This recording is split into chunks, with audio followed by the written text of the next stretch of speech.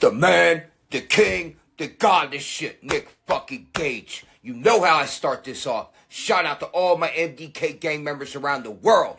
And I want to let everybody know, Blvd Bullies versus the World is a podcast. Every Tuesday, 7 p.m. live on YouTube with my motherfucking boy, Larry the Legend. And what the Blvd Bullies are doing, they're trying to ignite a revolution.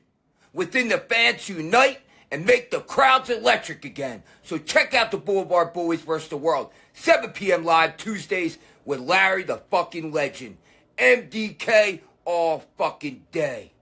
Oh, it's the man, the king, the god of the shit, Nick fucking Cage. You know, I start this off. Shout out to all my MDK gang members. And I want to let everybody know Blvd Bullies vs. the World is a podcast every Tuesday, 7 p.m. live on YouTube with my motherfucking boy Larry the Legend. And what the Blvd Bullies are doing, they're trying to ignite a revolution within the fans to unite and make the crowds electric again. So check out Blvd Bullies vs. the World, 7 p.m. live Tuesdays with Larry the fucking Legend, MDK all fucking day.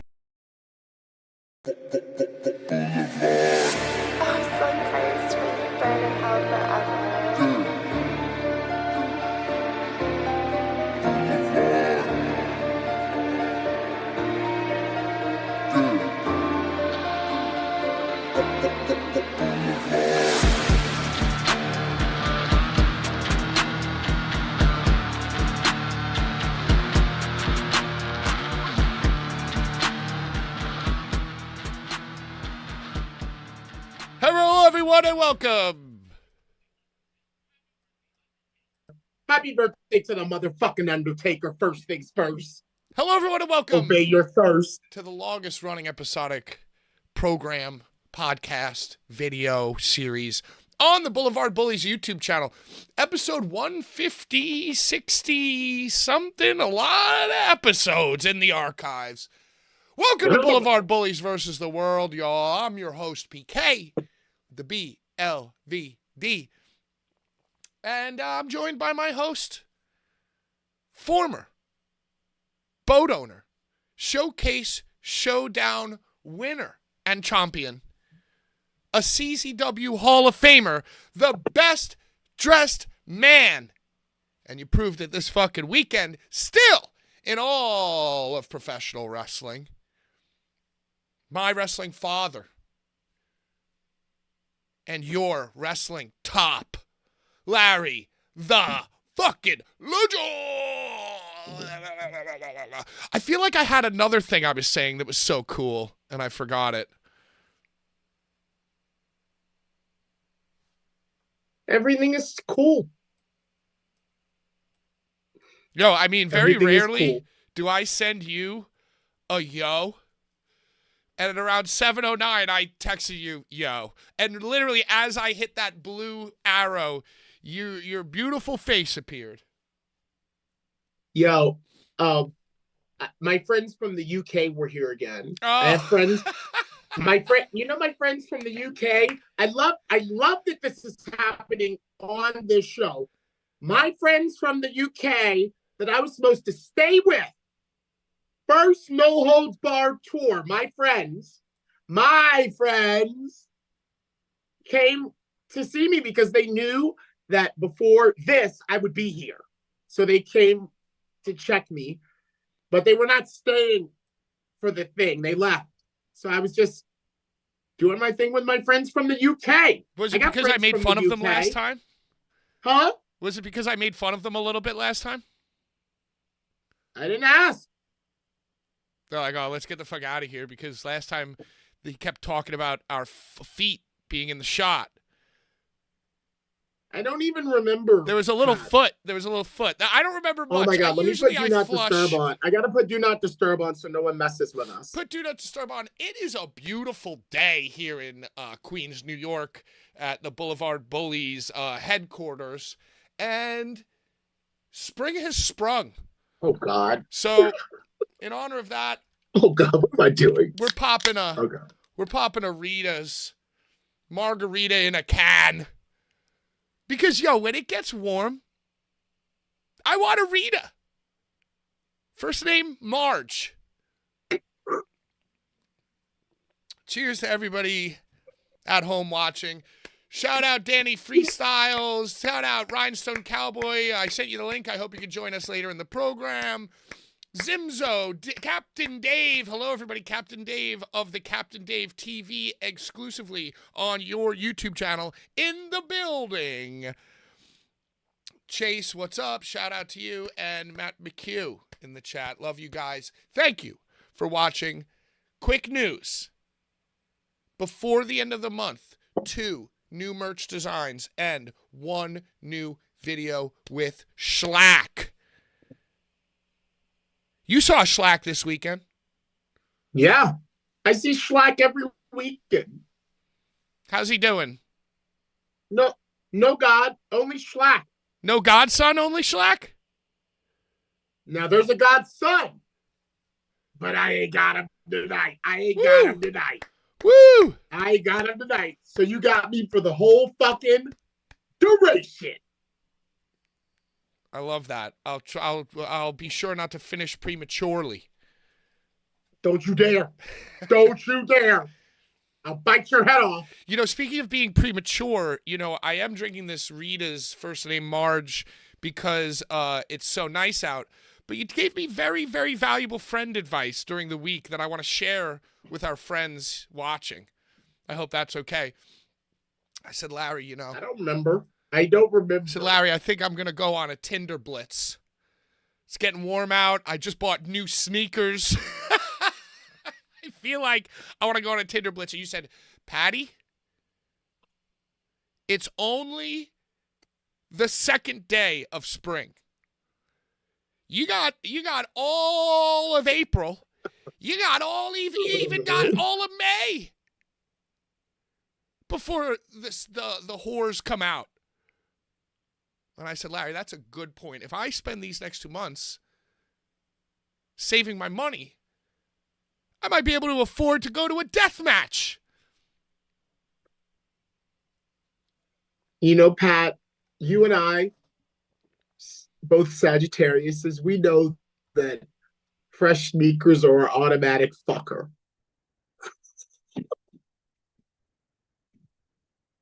They're an automatic fucker, okay? You save them shits for a night that your feet are fucking hurt.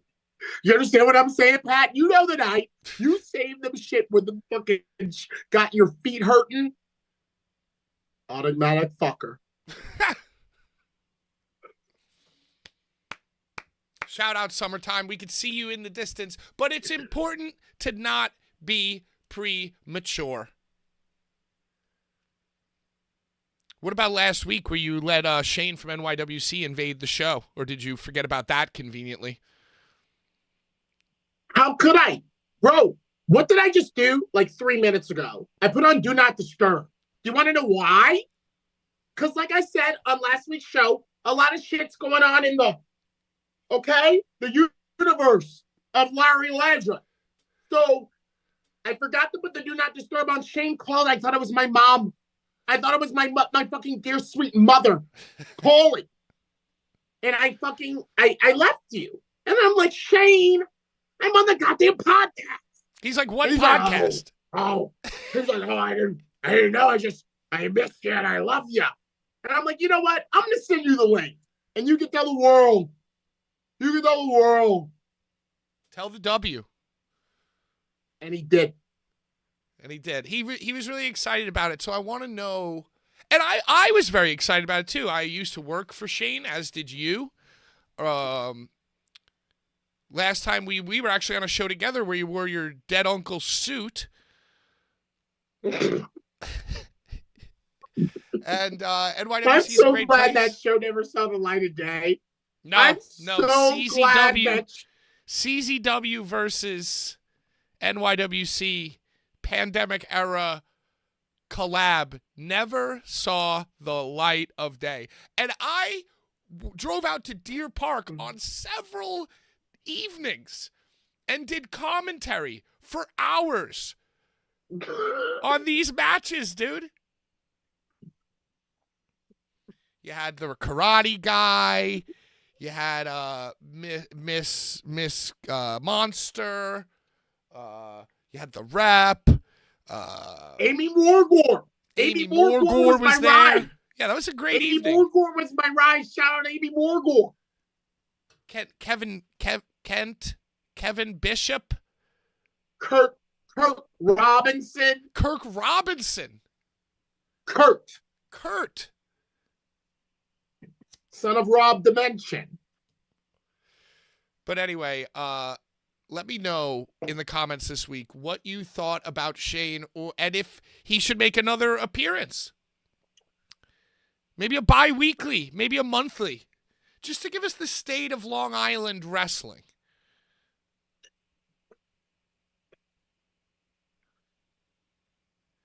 But we both texted about it and agreed that he would have to show his face. The only other person that's never shown their face is Necro, right?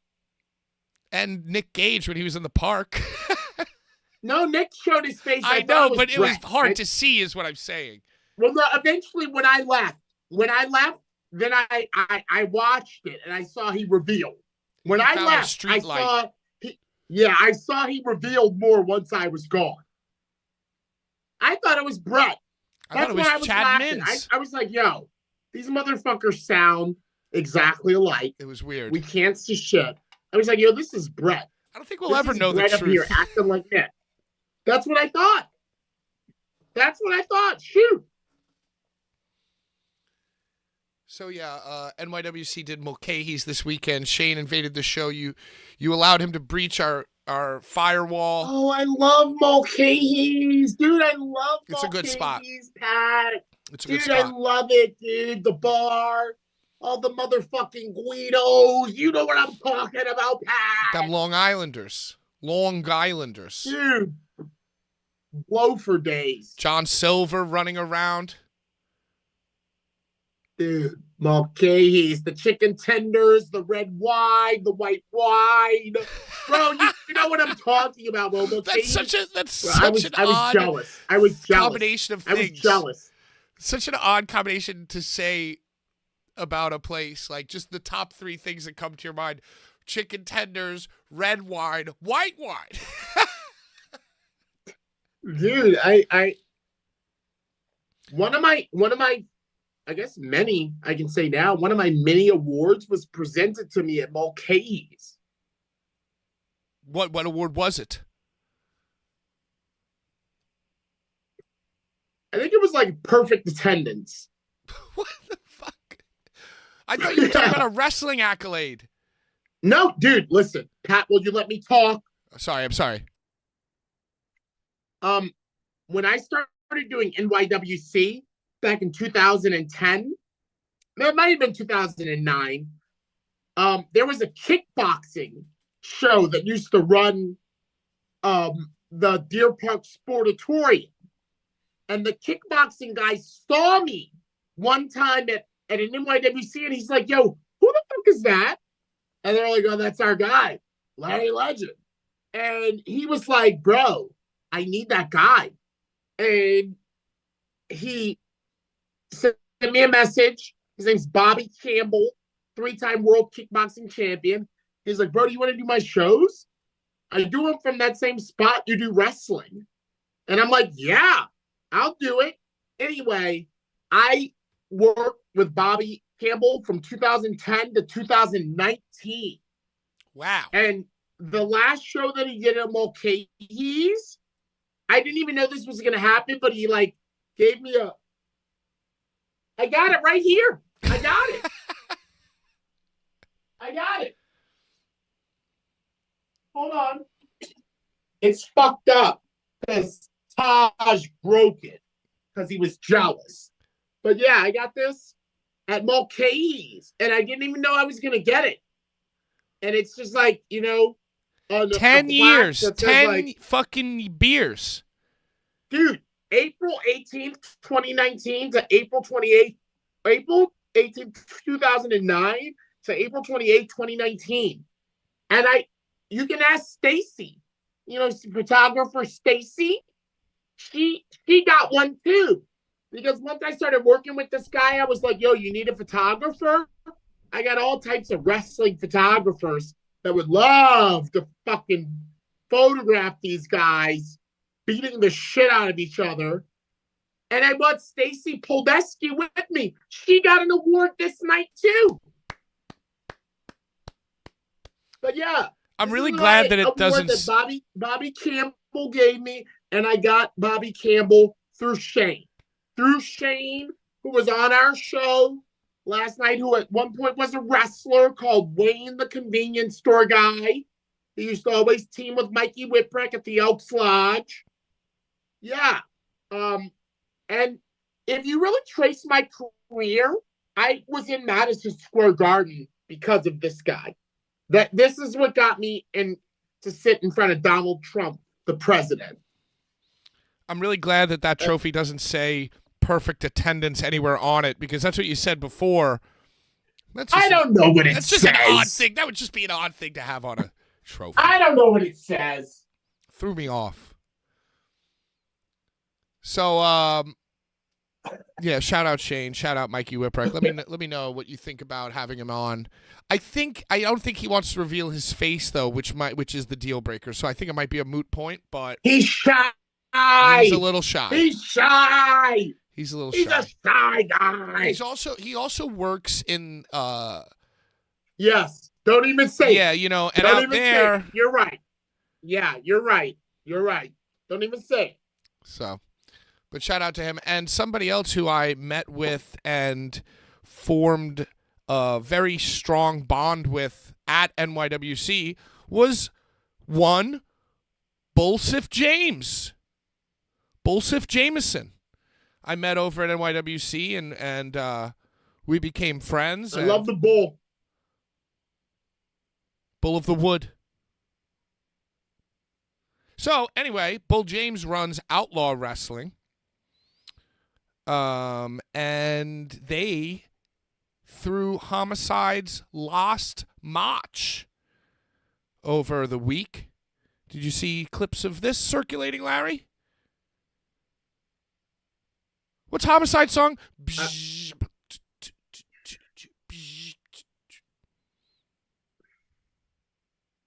I want to warn you. Do you really want me to tell you what I saw from that? Do you really want me to tell you what I saw from that match? Yes. All I saw was Ringside Sean's introduction. That's all I saw. Time of his life. All I saw was Ringside Sean's introduction. I mean, listen. The kid's got pipes. Dude. That's why I plucked him from fucking obscurity. Dude, tell me. He made me proud. He's a bitch. Because no, I'm just kidding. I know. Well, Pat. Fuck him. It's this guy's deal. Pat, I got several messages, but like as the show was going on. Are you here? Are you here? Bro, I got several messages. I lie to you not. Are you here? Where are you? I was thinking about it, Larry. I was thinking about going. Bro, I forgot. I forgot too. I've got a lot going on. I was like, oh, that's tonight? Oh well. Dude, same. Yeah. So I missed it. But when I saw Ringside Sean. You're such an asshole. Do you want me to? Okay, listen. No, keep going. Keep going. I didn't like what he was wearing. No, I didn't like. He thinks he is Los Boricuas. I don't know if he thinks he's Los Boricuas or what of the DOA. I didn't like what he was wearing. I'm not no. My kids ain't no J Rose. Larry, I got to tell you something.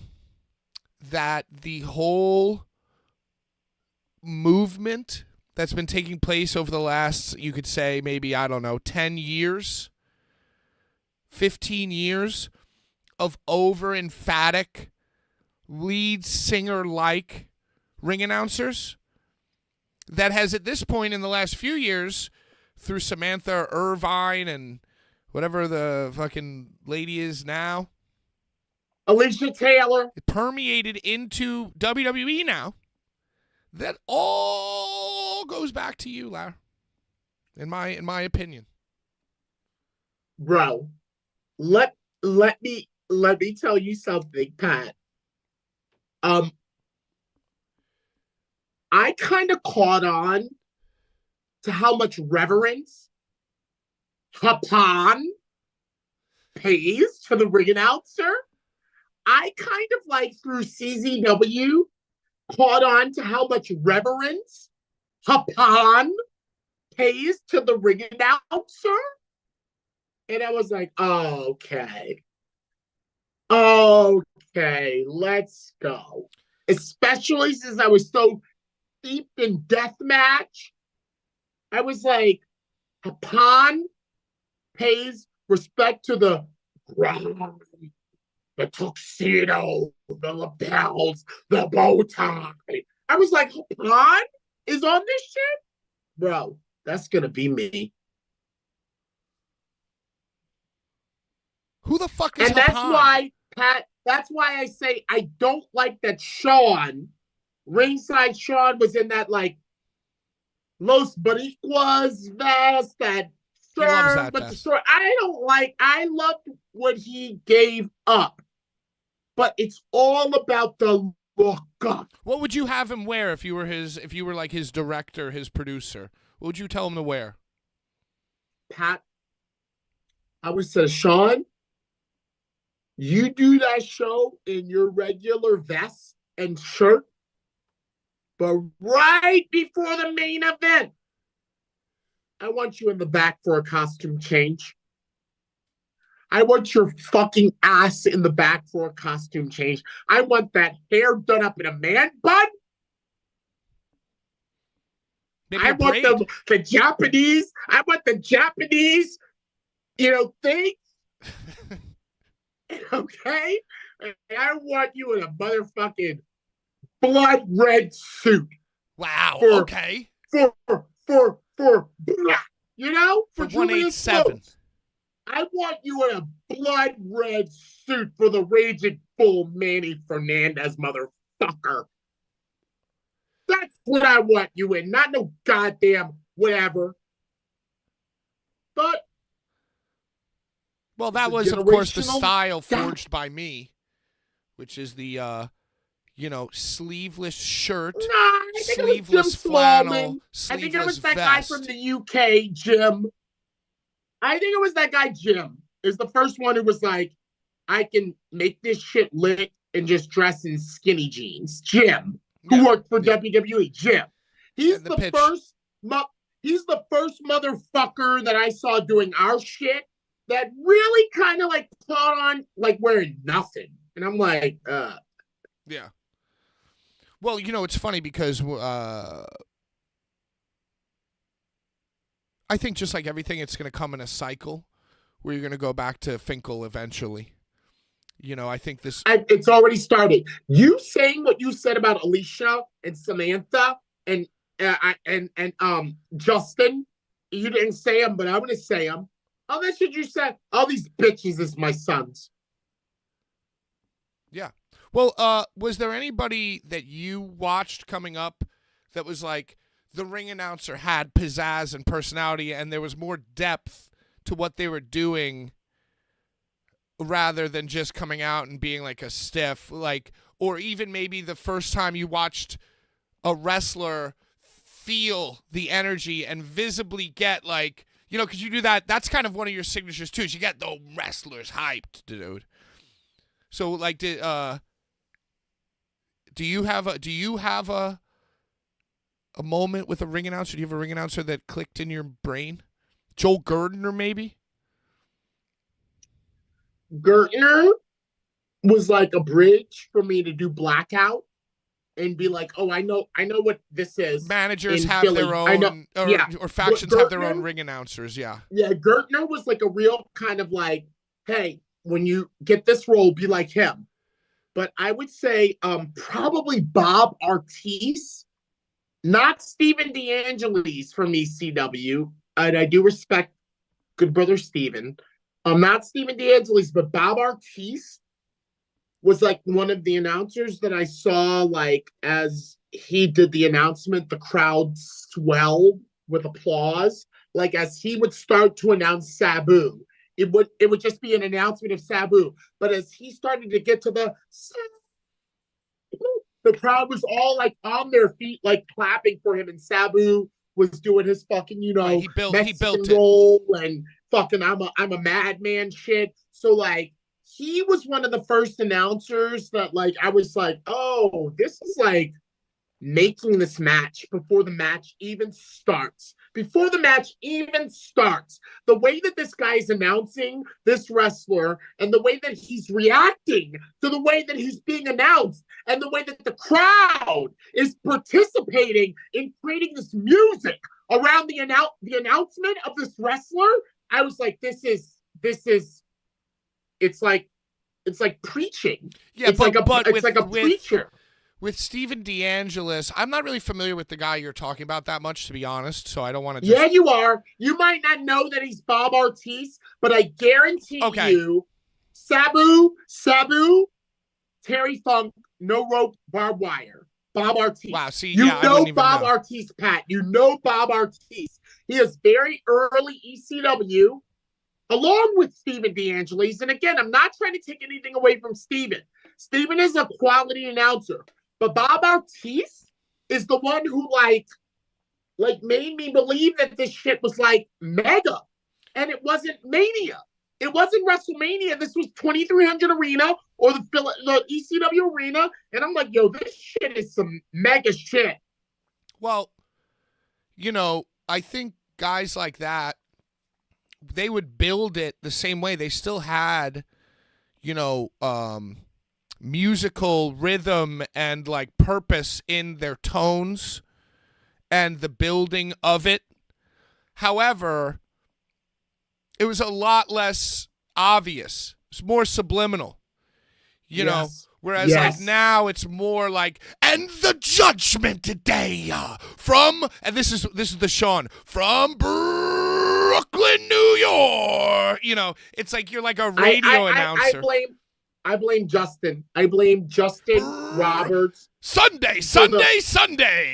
No, he does the motorbike. Come on down to Guitar Center and get your Stratocasters half off. Listen, for Jan.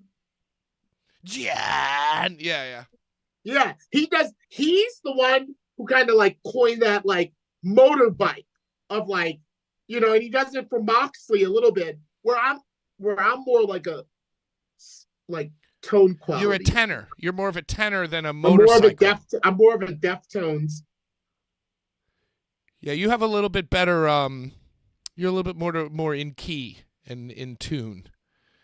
Because the other one's like distortion guitar. I mean, it has its place, and I don't want to take anything away from any of the announcers that I mentioned. I'm not shitting on anyone, and I don't mean to call Alicia Taylor and Samantha Irvine a bitch, because I know how things are.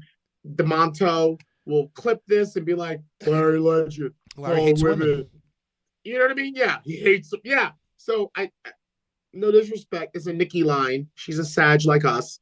And I'm like, yo, you're right. You're right. Because that's what makes it. That makes it as much as the curb stomp on the floor. What makes it as much as the curb stop on the steps and makes it as much as the fucking big deal is the way it starts. Big fight feel. Set it off. Set it off. Who's your number one all-time announcer? Chase wants to know in the chat. You've already named a lot of good ones.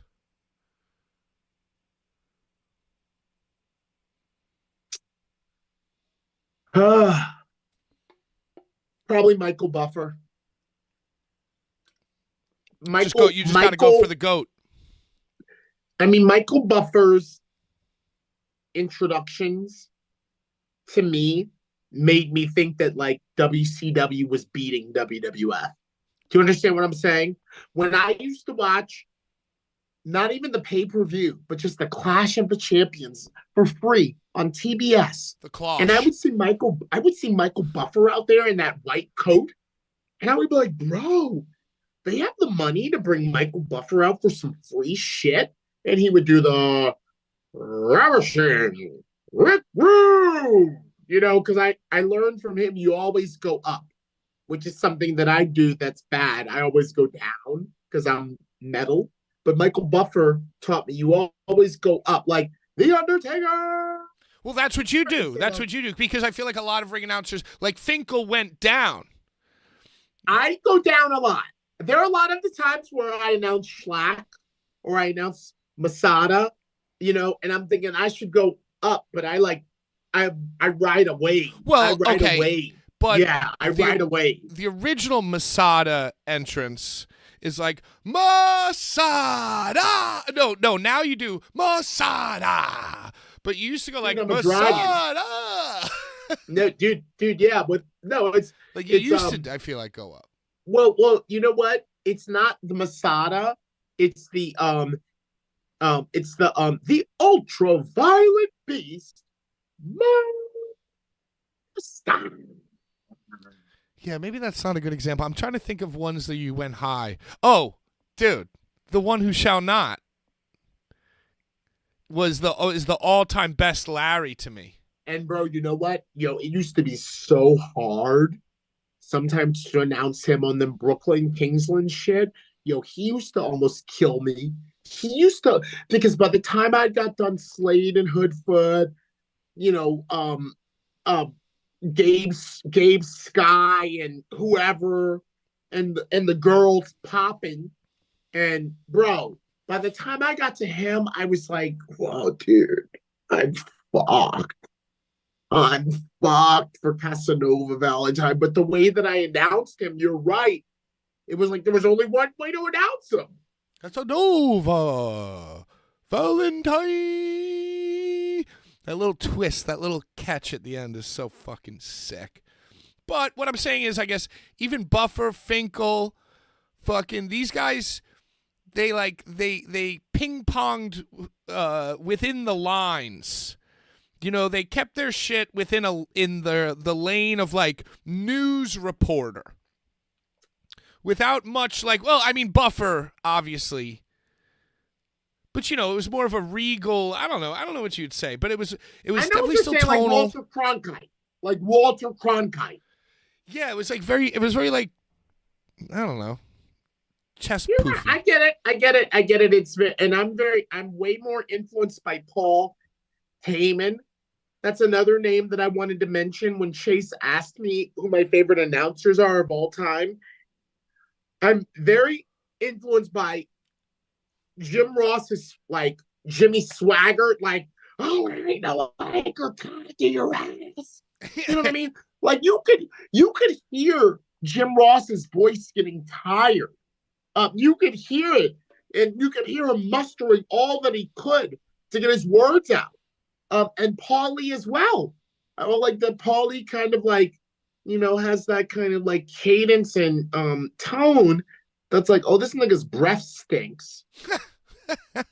You know what I mean? Like, I don't want this motherfucker mad at me talking right in my face. Yeah, and at least he spits. He definitely spits. Yeah, he's spitting all over me. His fucking breath stinks. But even if it's out of love, even if you have like a great showing and he takes you aside, he probably gets real close, just spits. You're amazing. This is awesome. It's like, oh my god. It's like, I love you, but please like, okay, back Paul. the fuck. All right. You got my money. Chase says announcers should be best dressed in the ring. Yeah, I agree. I think, but another thing is like a lot of people don't look good in a suit. Like Larry also benefits from looking great in a tux. So listen, Chase, I agree. And whenever any aspiring announcer asks me what should I do, I'm like, well, look the part. Wear a suit. Already show up looking like, oh, this nigga's the announcer. Already show up that way. And they're going to be like, oh, he's the announcer. But, my origins are backyard wrestling. That's my first thing into wrestling, his backyard. And there's something to be said about that kind of like, come as you are, as you were, and fucking, who cares? We're not. I feel like there was a brief groundswell where it was working, but I think that time is now over. And wearing the clothes, a young punk rocker would wear the clothes to the show that they're going to perform in. But a fucking professional brings a change of clothes. Okay. Yes, agreed. But what happens when you get booked for like an urban wrestling federation in the Hammerstein Ballroom? Put a little twist on it then. Okay. And then what happens later on if you get announced for VXS and they're like, we'll fly you to Vegas? Well, how much are they paying me? They're paying me my rate more than Brett Lauderdale. Then I'm going to wear a tux. If they're not paying me, I'm going to wear pajamas. But that's not the look. That's not the look. But I feel like it could be. It could be. Okay, so like you said at the beginning, bring both. But when you get there, you talk to Isaac, young boy Isaac. You talk to Orlando. You're like, what do you guys want? Same thing with the He Who Shall Not Be Named show in the Kingsland when I was dead. Yeah, but they're idiots and they want somebody who looks like they wore their outfit to. They don't know. You show up, you put on your tux, you fucking ring announce. That's what I would do if I would do it all. Or you know what? How about this? Roll out of bed attire, fresh shoes, sport coat.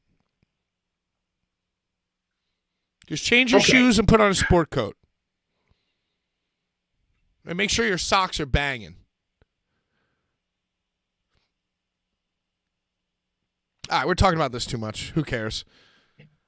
Homicide's last match. Do you think it's going to be his last match, or do you think that like Tony Khan or Billy Corgan will seduce him and see like what the interest is and see what the social media numbers are on it and just like basically steal it and recreate it? And by the way, you know, Bull James is a great guy, and I think that he would even understand that if somebody turned around and offered Hami like 5 G's to put his last match on a Ring of Honor taped show, I don't think anybody would besmirch him if like once Eddie Kingston was available, they just ran it back like that and he got a big payday and rode off to the sunset. And, you know, just like Terry Funk, he had several lost matches.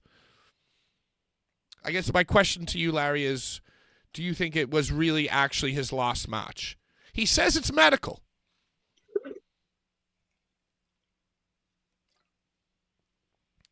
Then 6 months passes. Maybe you start feeling a little better.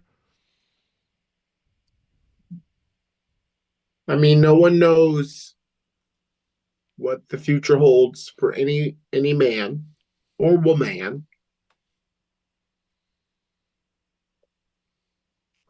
But I know him personally. And I know people that know him personally.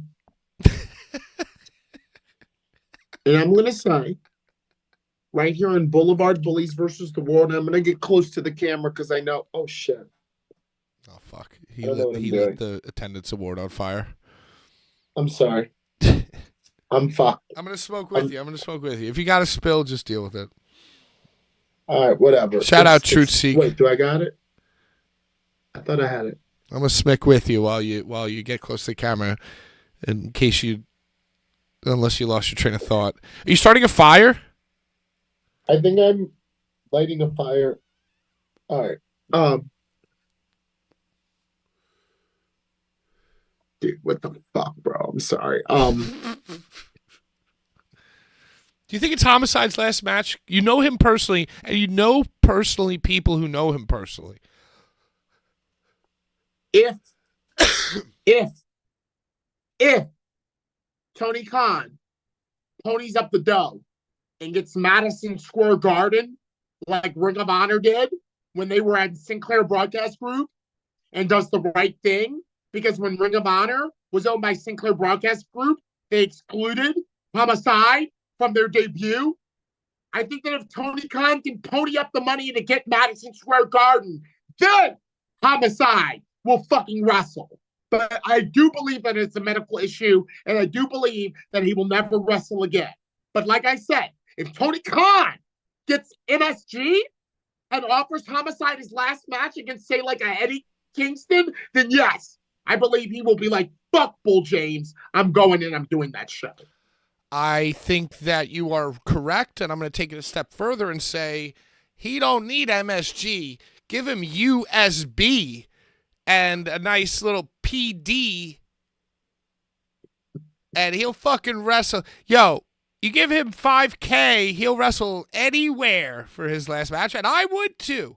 Give me about 6-8 months. I feel a little better. Take a little few bump skis, maybe not even. Just wrestle the match like Randy Orton. Take 1 or 2 bumps. Fucking kill it. I think he'll wrestle at USB. I think he would wrestle at fucking... I don't think so. Hammerstein. I don't think so. I don't think so. I think Prudential I don't Center. think so. Prudential Center. I don't think that you him know. versus... I don't think that you know. I don't think that you know. I know. He's done. Manny Fernandez, the Raging Bull. His trainer was there. I saw. I should have been there, Pat. You should have been there. I don't think Homicide. Remember when Brett came out and was like, Nick Gage can't wrestle, period. He was like, Nick Gage, he can't wrestle, period. Bro, this is not no fucking work. But like I said, and I am in the shit, if Tony Khan gets MSG and he runs an AEW event from MSG and he's like, and I really want to send New York's favorite son off because ROH, when owned by Sinclair, listen to me, because ROH, when owned by Sinclair, when they got into MSG, they excluded Homicide from even coming in to say anything to his friend. They excluded him, Pat. I think that if they do a show from MSG, an AEW show from MSG, and they say, and we want to send New York's favorite son off the right way, he will fucking wrestle. I think you're absolutely right, and I think could also be MSG Theater, and I think it could probably be USB, and I think it could probably be USB Theater. I don't know. I don't think you know him. It could be the Marlin Room, and I think you got a photo with him in the ring, but I don't think you know him. No, I don't know. I don't know him like that. Yeah. So what you're saying is for the effect of Blvd Bullies versus the Wolf. Well, I'm just saying. I mean, but I'm on here because I'm Larry fucking Legend, bro. Okay? I'm on, hey, I'm not a former boat owner. I'm a boat owner. You always say former. I won that shit. I'm not a former Hall of Famer. I'm a Hall of Famer. I would never shit out of former. my ass. Like fucking plaques. So I know what I'm talking about. You're going for an effect. I'm speaking facts. I'll bet you $20. I'll bet you 30. I'll bet you $34 that within the next 3 years, Homicide wrestles a match. If it's at MSG, I'll give you $70. I'll double it. $68. If it's at MSG, I want $1,000. You know what, Larry? I will say it right here to you right now. I want $1,000. Well, I don't want to say yes because if it does happen, I would either need to give you $1,000 or unalive myself. Hey, I don't like that kind Larry, of at this stuff. point, I cannot in any way be into debt for $1,000. But you know what, Larry? If the next match that Homicide wrestles is at MSG, I'll give you $1,000.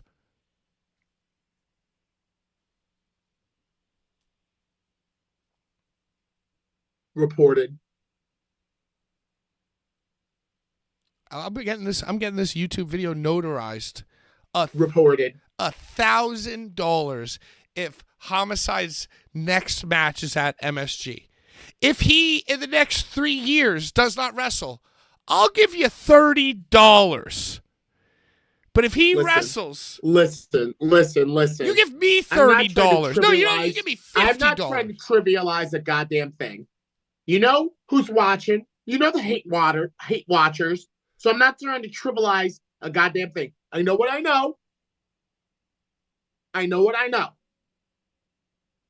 I don't want to do any. But if he wrestles in MSG, and if you give me the 1,000, it's going right to him. Well, if I get the 1,000, I'm going to ask him to give me it. To let me just be like, listen, dude, I know you got paid. This is MSG. Tony Khan probably got a few $1,000. Could you give me $1,000? I made this ridiculous bet with Larry. Bro, you better send that request 5 months after the show, because that's how MSG pays. And I know. Then he'll give me the $1,000. I'll give it to you, and you give it back to him.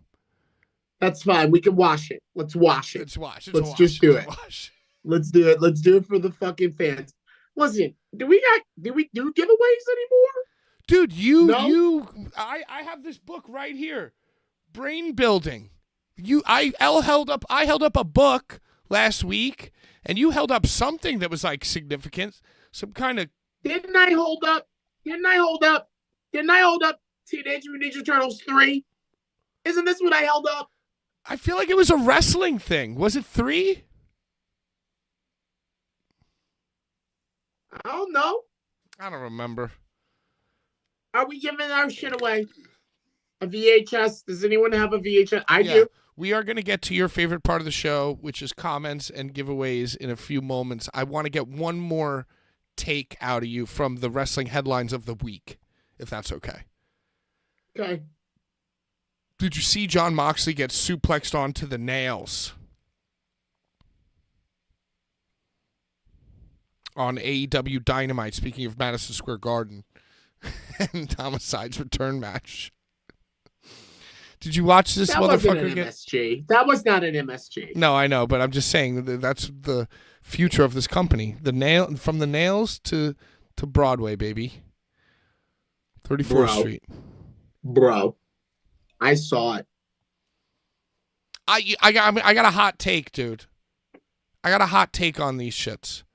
I think that the nails were still plastic nails. I think the fact that they stuck into his back and gnarlied his back up does not in any way prove that those are steel metal nails. I think they were gimmicked nails that got caught in his fucking shit. That's my fucking official comment on it.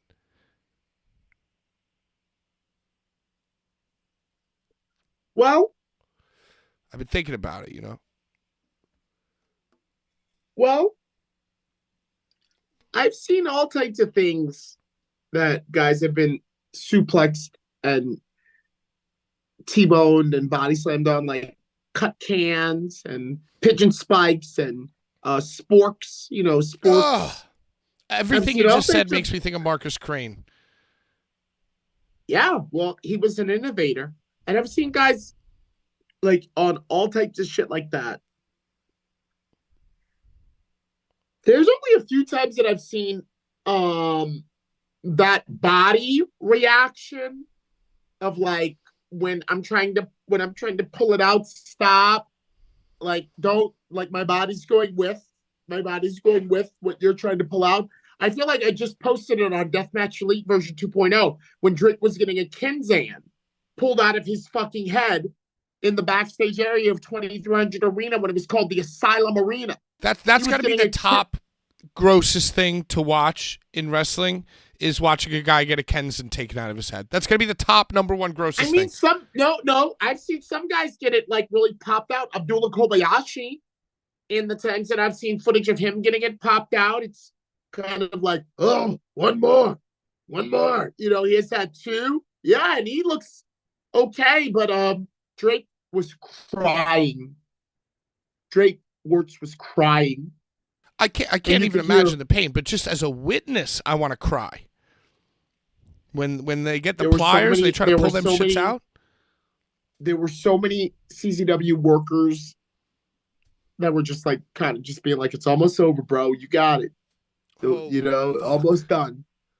Yeah, dude. Holy fuck. Yo, if you watch a Blvd Bullies video called Blvd Bullies All Out of Fucks, it's basically we went to the H2O Center for the first ever King of the No Ring H2O Center hardcore tournament, inspired by the man who shall not be named. And it was him versus Lowlife Louie. We weren't there as referees. We were just there in a fan and vlogging capacity. And dude, he put a Kenzin on the top of this guy's head, and then he fucking swung a TV. But or maybe it was a keyboard, but he didn't swing it like the guy had a Kenzin laying on top of his head. He swung it like, I'm just going to hit this motherfucker in the head with this TV. And dude, that shit was so deep in. And it was like, it wasn't like flat in, it was like crooked in. And like, I fucking swear to God, we're sitting there and they got channel locks. They're trying to pull it out of his head. And you hear like popping. Like, oh my God, it might have been top 10, top 5 grossest fucking things I've ever seen in my life. Yeah, those Kenzans, they pull the entire skin.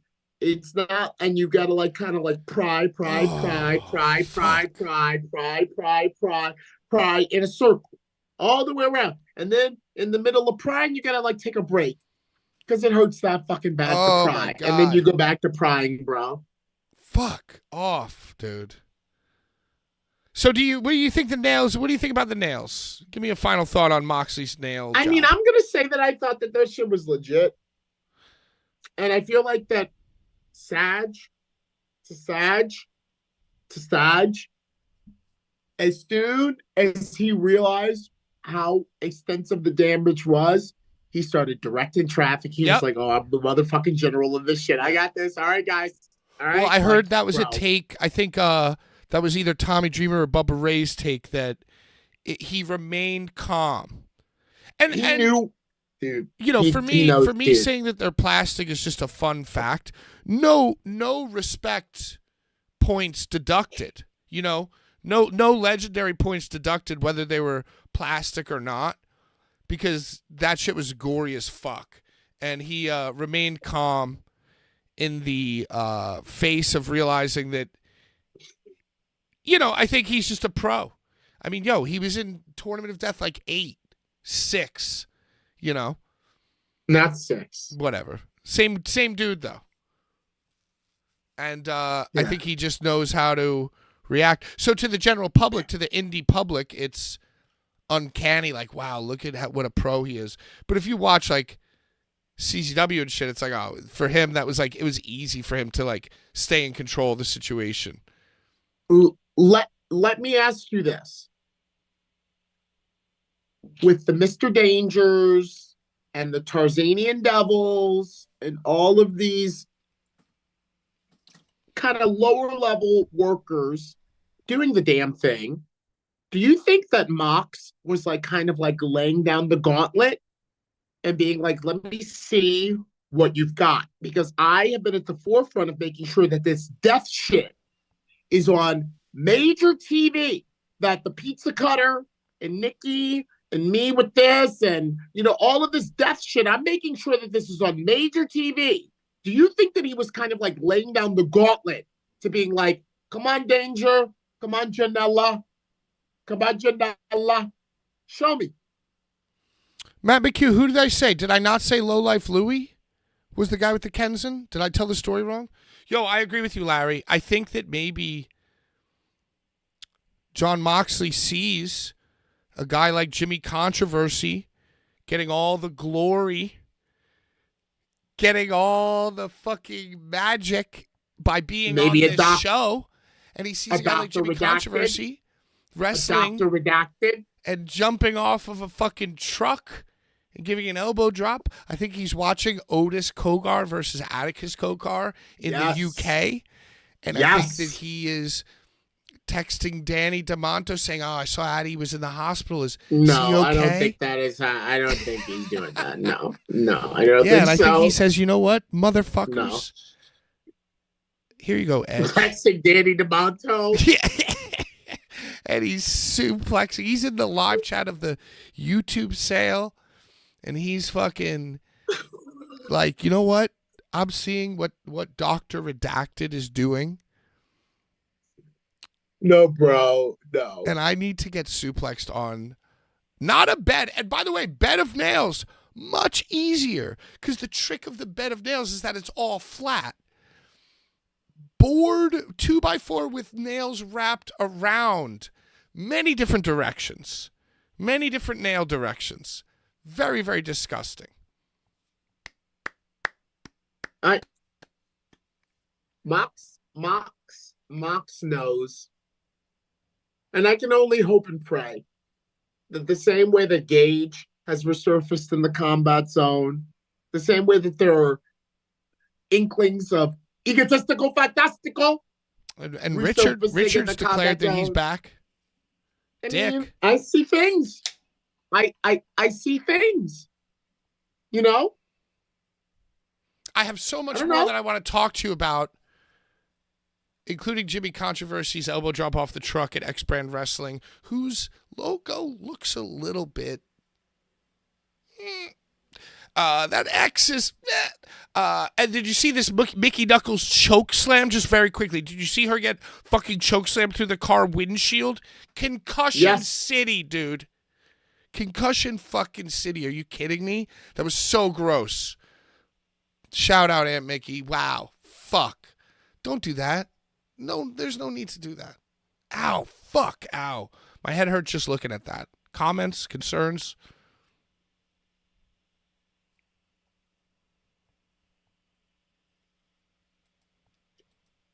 Bro, get the fuck out of here.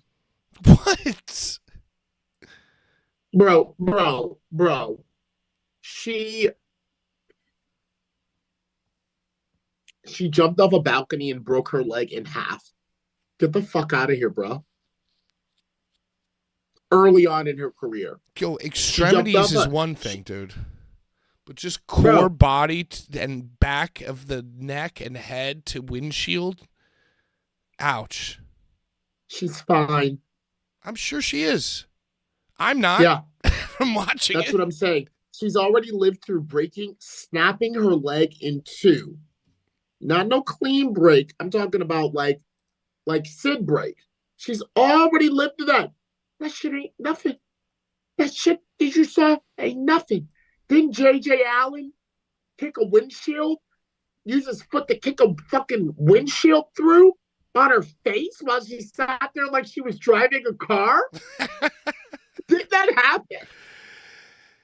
I'm just saying the shit looked fucking gnarly, dude. She loves a car. She loves a car. That She's like, let's do a car. Let's do a car stunt. I'm fucking saying, dude.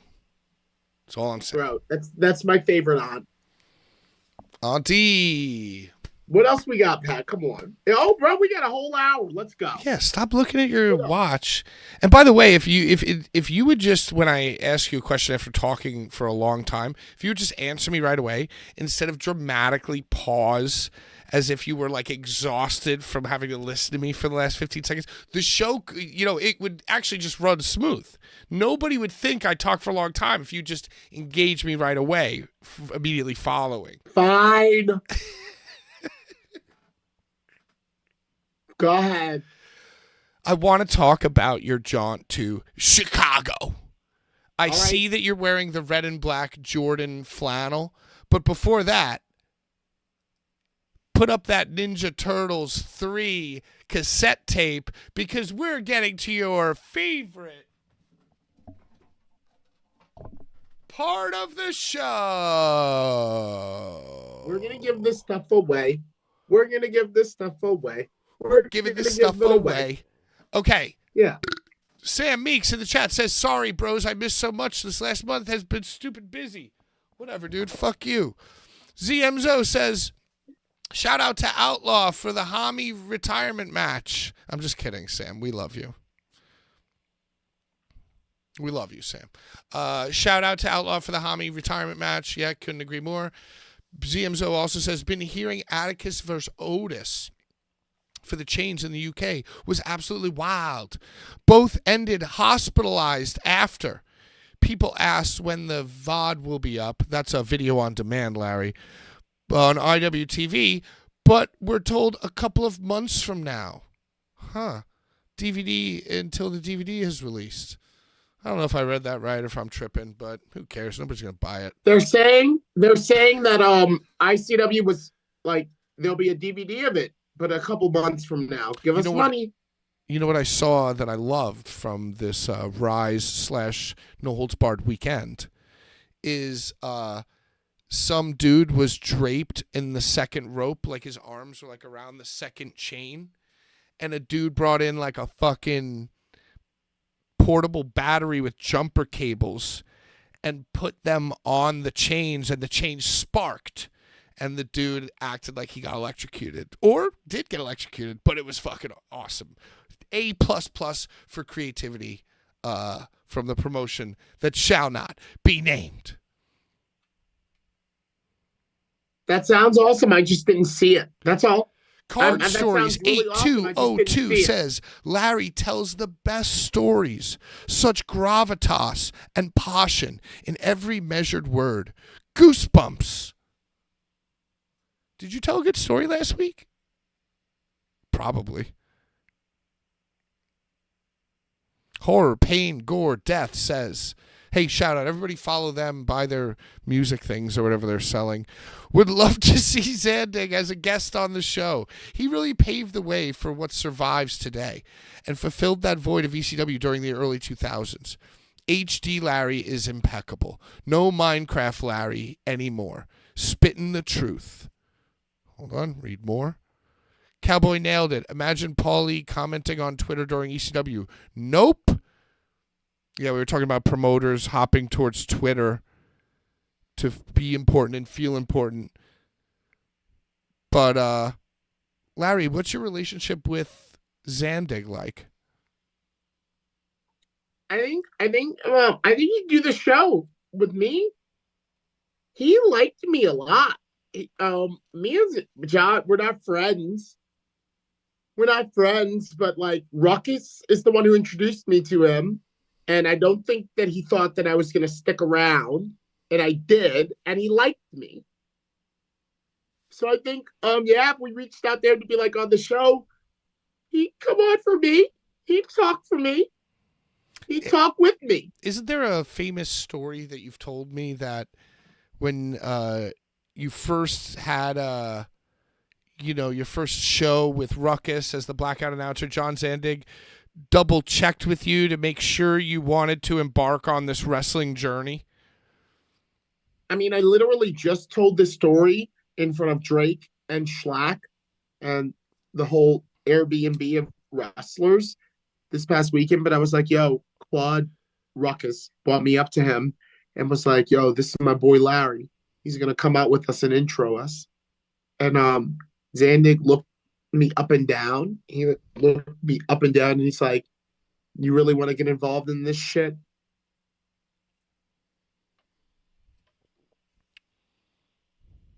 Think he was trying to fuck you?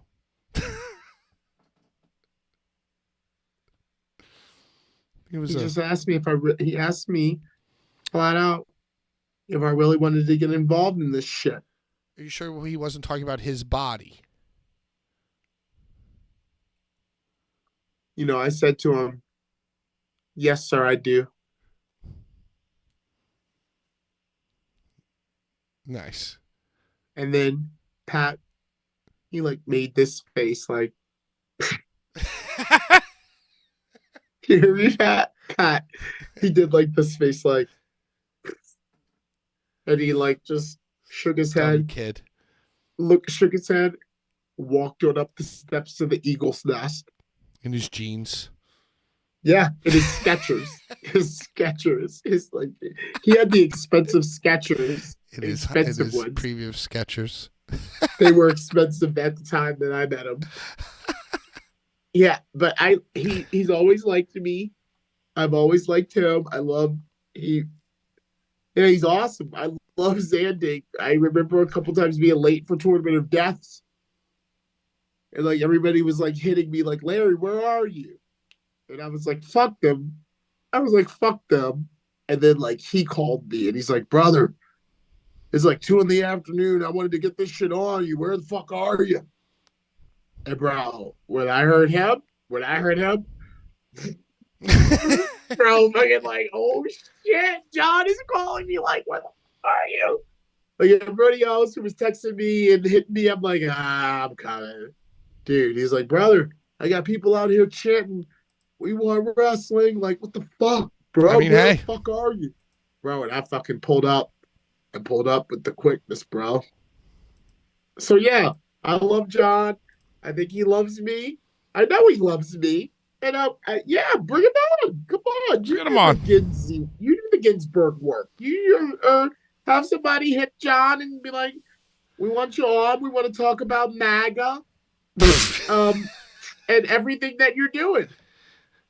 You know, I just want to say that I don't really like.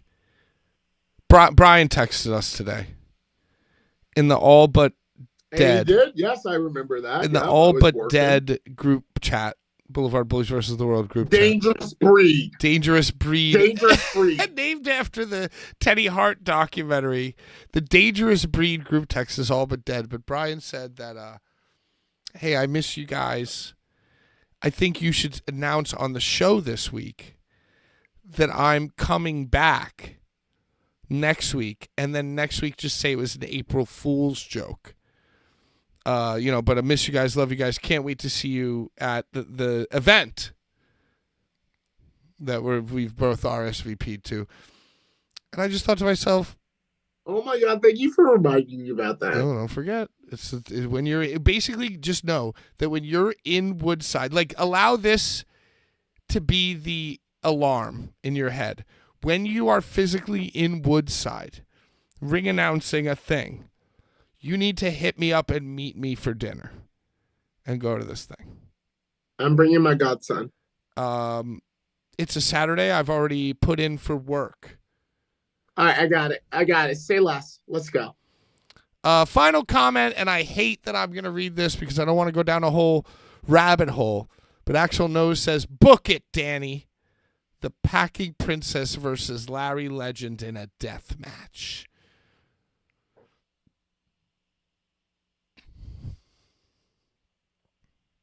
You said you wanted her as a guest last week. This week you're saying Zandig.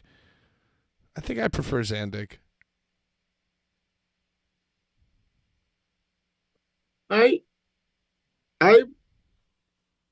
worked Edith for so long. She touched your bag, though. That's not all she did. Okay, forget it. I worked like Edith so long that she doesn't get a match out of me because the trip back from Michigan, in Chattanooga, everywhere, Boston, Cambridge, you know, there was always like some sort of like, oh, I've got to like jostle with this bitch about like, do you need all this space? Do you need all of the space that I happen to sit my shit down because I got here so early to get guys to sign? Do you need it all? Or like, is what you're looking for underneath my bag? Because I like see you looking around for shit and I just saw you like pick up my bag and move it. So like, is what you're looking for underneath my bag? You know, or like, oh,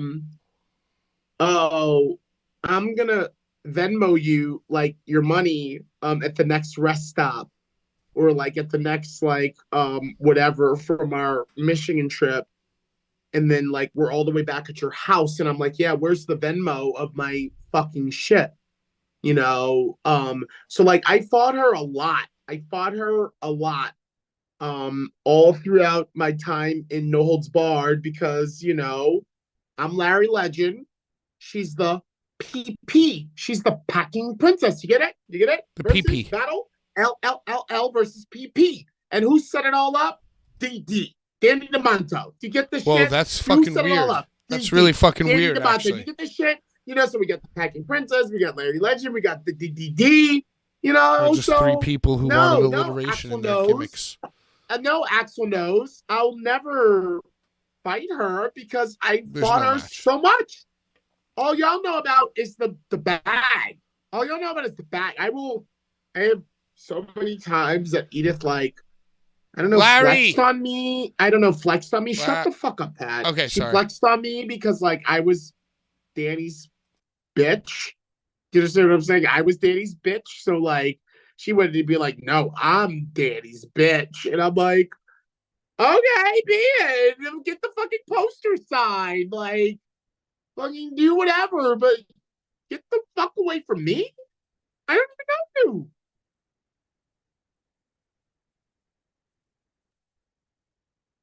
So no, Axel knows she will never get a match with Larry Legend because she's not good enough to even be mentioned on the show.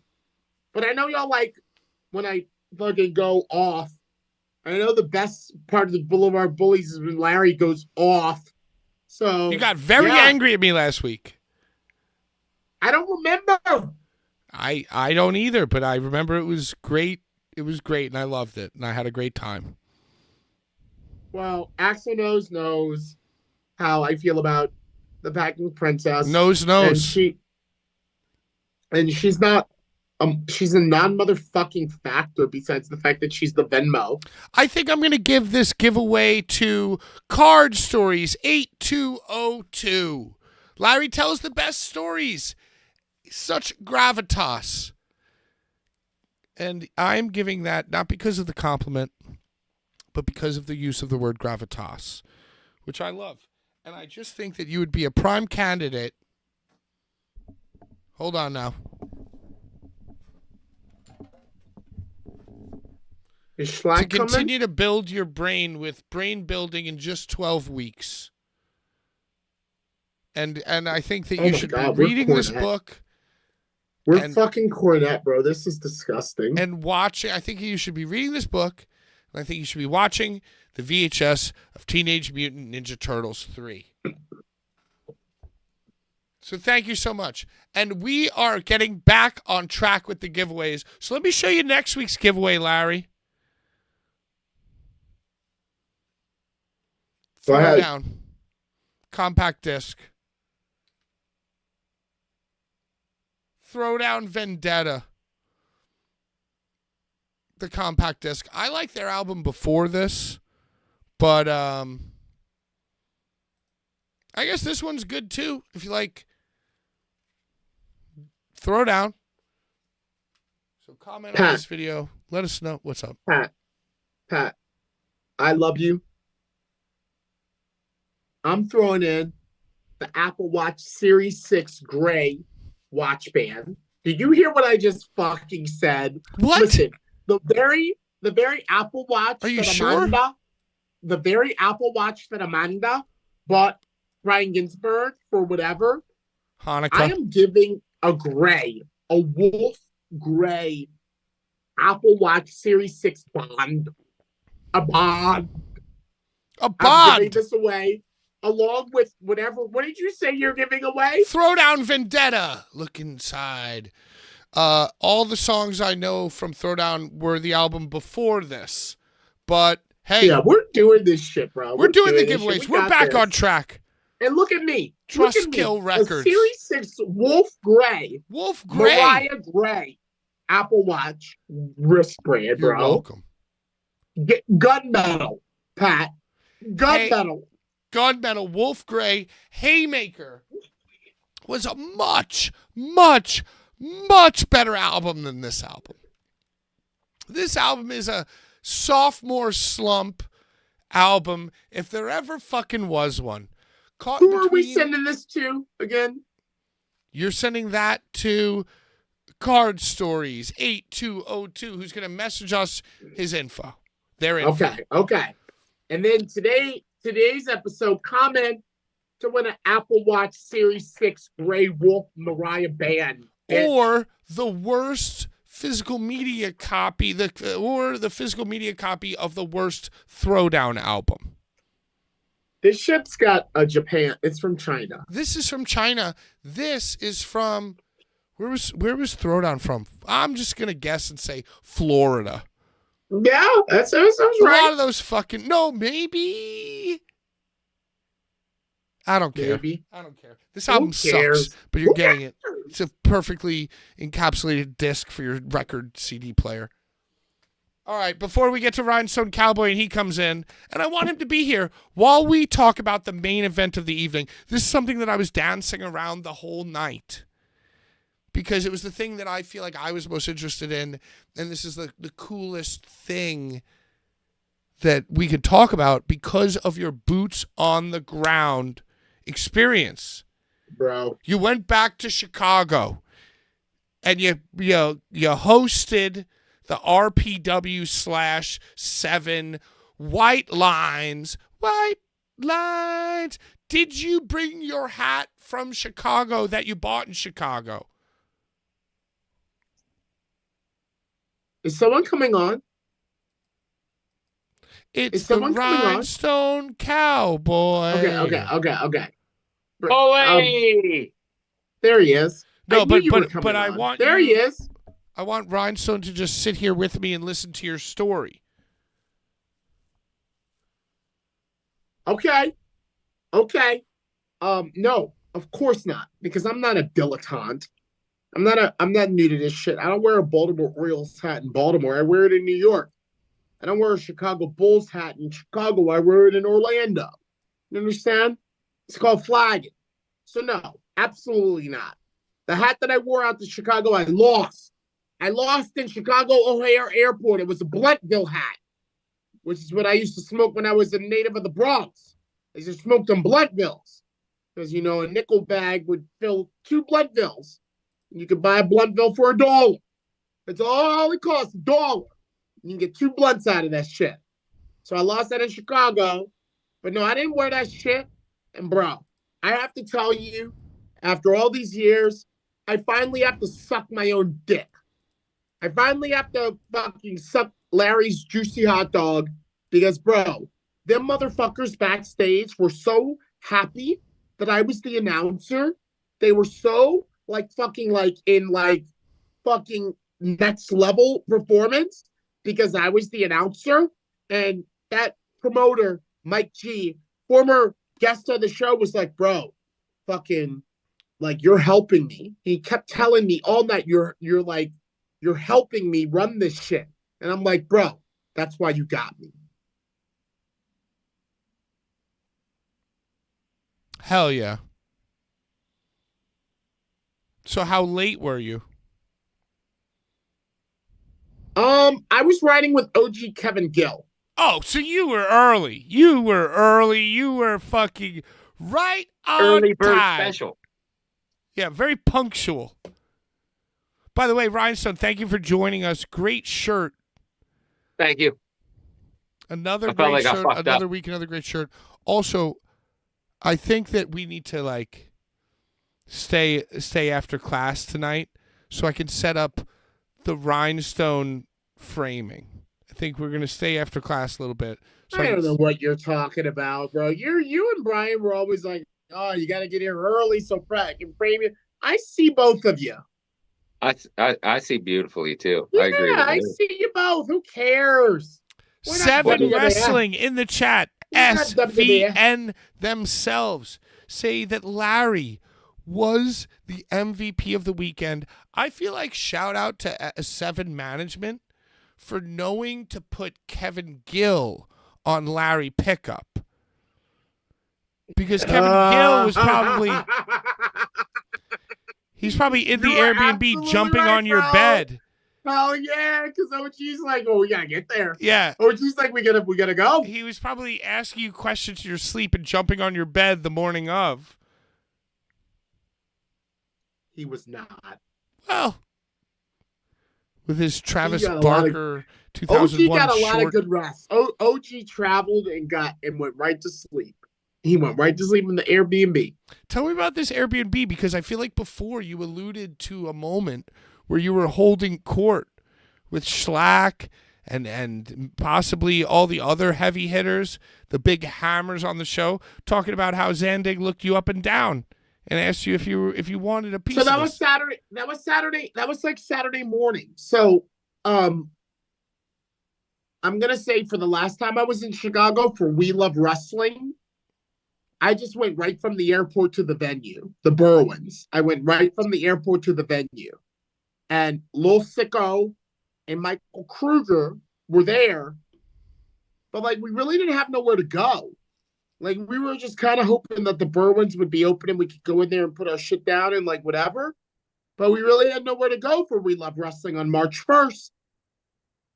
But with seven management always gets us a nice suburban, big old 7-bedroom bunk bed Airbnb. So, you know, me and Schlack got in first on Friday night. We got to the Airbnb and we got some deep dish pizza and ate it. We got some brews. You know, I went to a Chicago dispensary is, got some cartridges. And then in the morning, it was like the whole place was filled up.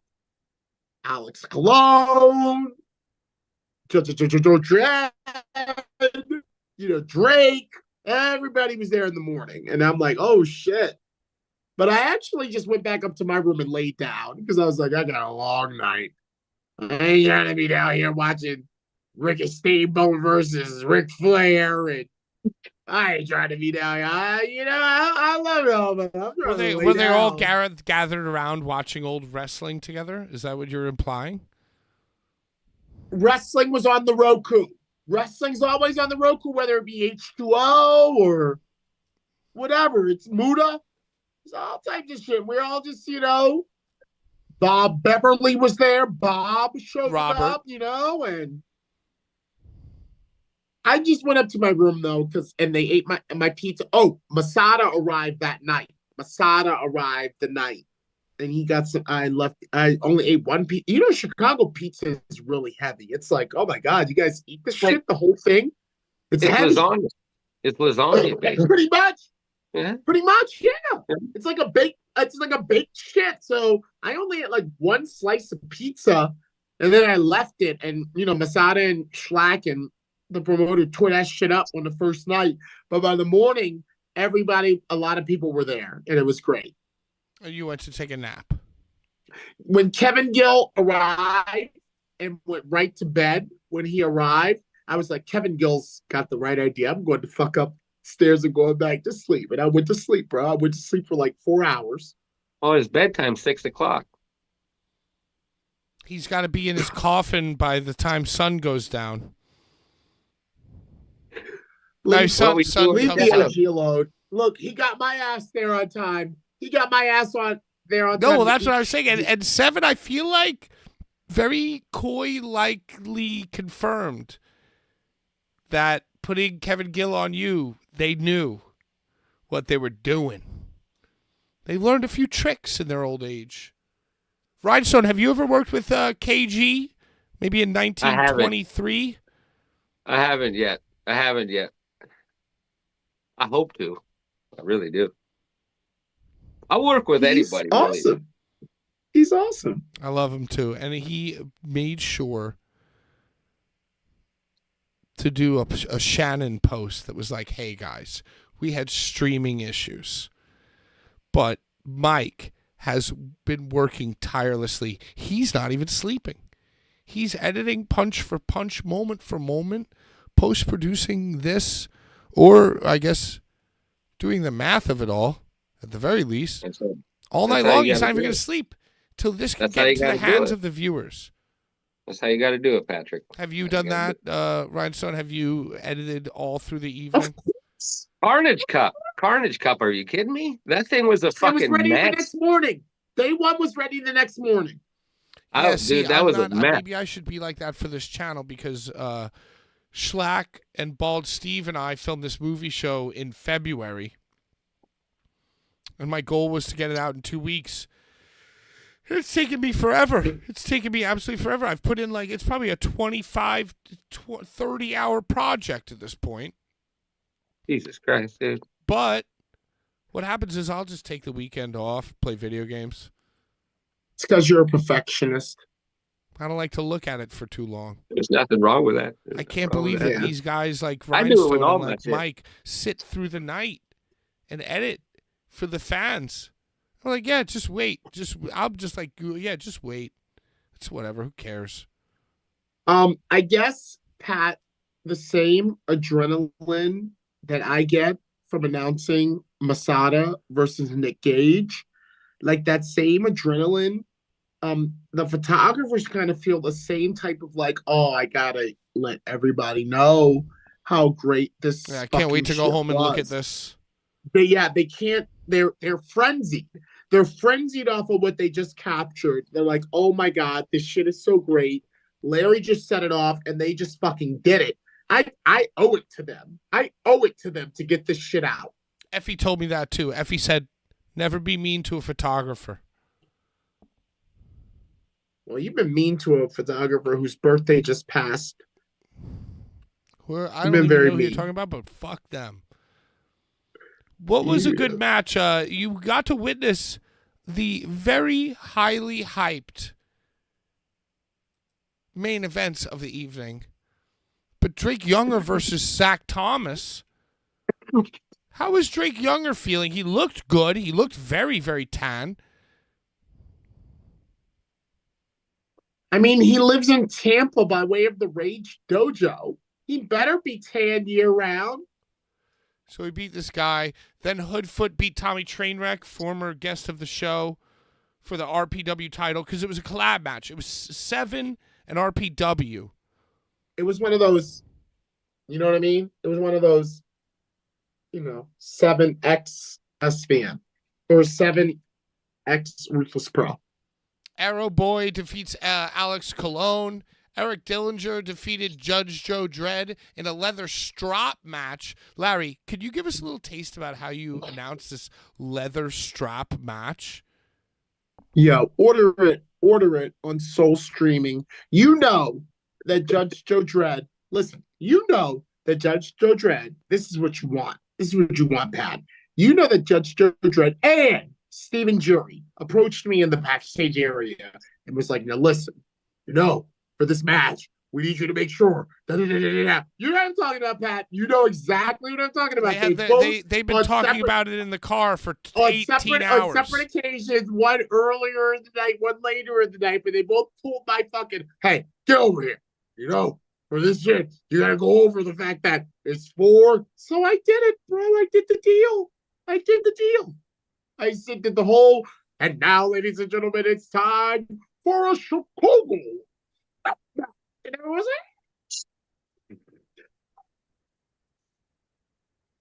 like, yeah, niggas. I was like, yeah, y'all know what it is. And then I was like, and in this match, ladies and gentlemen, as is tradition, you must touch 4 quarters in succession. Bro, I did it. Come on, Pat. Because Jury and Judge both pulled my bow tie like, get your fucking ass over here. Let me tell you one thing. For this next match. And it's so funny because, like, those guys have been wrestling for what? Like, they've been in the act for how long? 5 years? I don't know. Whatever. 5 years if they're lucky, like, in the public eye for maybe the last 2. And, like, you're a 20 fucking year. Oh, Larry, come over here. We got some ideas. Make sure you explain the rules of the strap match. And it's like, listen, Pat, you're flaming them. Oh, I feel like that's what you just described to me, dude. Listen, there's a lot of shit going on, Pat. Well, thank God they thought of every detail. I'm going to tell you God's honest truth. Both of them went out of their way to say to me, to mansplain to you, to wrestle-splain to you. I think they just wanted it right. They didn't want it to be a throwaway. They didn't want me to forget. Pat, where's my vape? You know me. Come on, Pat. You know me. They just wanted to make sure, oh, fuck. Well, he fucking lost. Schlack, RPW Rust Belt title champion, defeats Journey Fatu. Any notes or thoughts from this match, Larry? Rikishi. WWE Hall of Famer Rikishi was there. Yeah, Rikishi. What? That's true. Yo, Rhinestone, Rikishi came out and cut a little promo in his Skechers. Oh, I thought he'd be wearing New Balances for sure. Maybe. I mean, that's what you got to wear if you're old. Look, his Skechers, the red, matched the red in the R on the back of his hoodie. He knew what he was doing. It's all about that bloodline, baby. And bro, Yeah. he put it up. He put it up. He had red And when- bottoms on. Bro, He had when he red put it bottoms up, on? when he had the high New heels. Balances He came out in on, high heels and a the thong. red, white soul, the red, white souls, the red, white souls. You hear me? And he put that shit up. Hey, bro, I didn't put it up with him because I'm not Paulie. But You I should've pointed just that done it. microphone. Fuck it. I pointed that microphone in there. I said, "This is what it is, bro. This is what it is." So, can you paraphrase to us what Rikishi had to say to the captive audience? He said, "You know, I was here in Chicago tonight, and I heard about this show, and I said to myself, I want to get back to the grind. I want to get back to the people that really care, and that's all of you right here. So whether the person that comes out is a heel or a face, I want y'all making noise and showing the world that this is where all of that WWE stuff starts. It all starts at shows like this." And then the lights went out, and he put his head down, and he started twerking. Did he dance? Did he dance? It's not Rikishi if he didn't dance. Yeah, who the fuck does this guy think he is? Come on, you got to dance. You got to do the. You got to do the. Pat, his hair's gray. His Scotty hair Too is Hot. He's still gray. doing the worm, dude. He ain't, bro, his hair's not blonde Can I anymore. tell you, his hair is silver.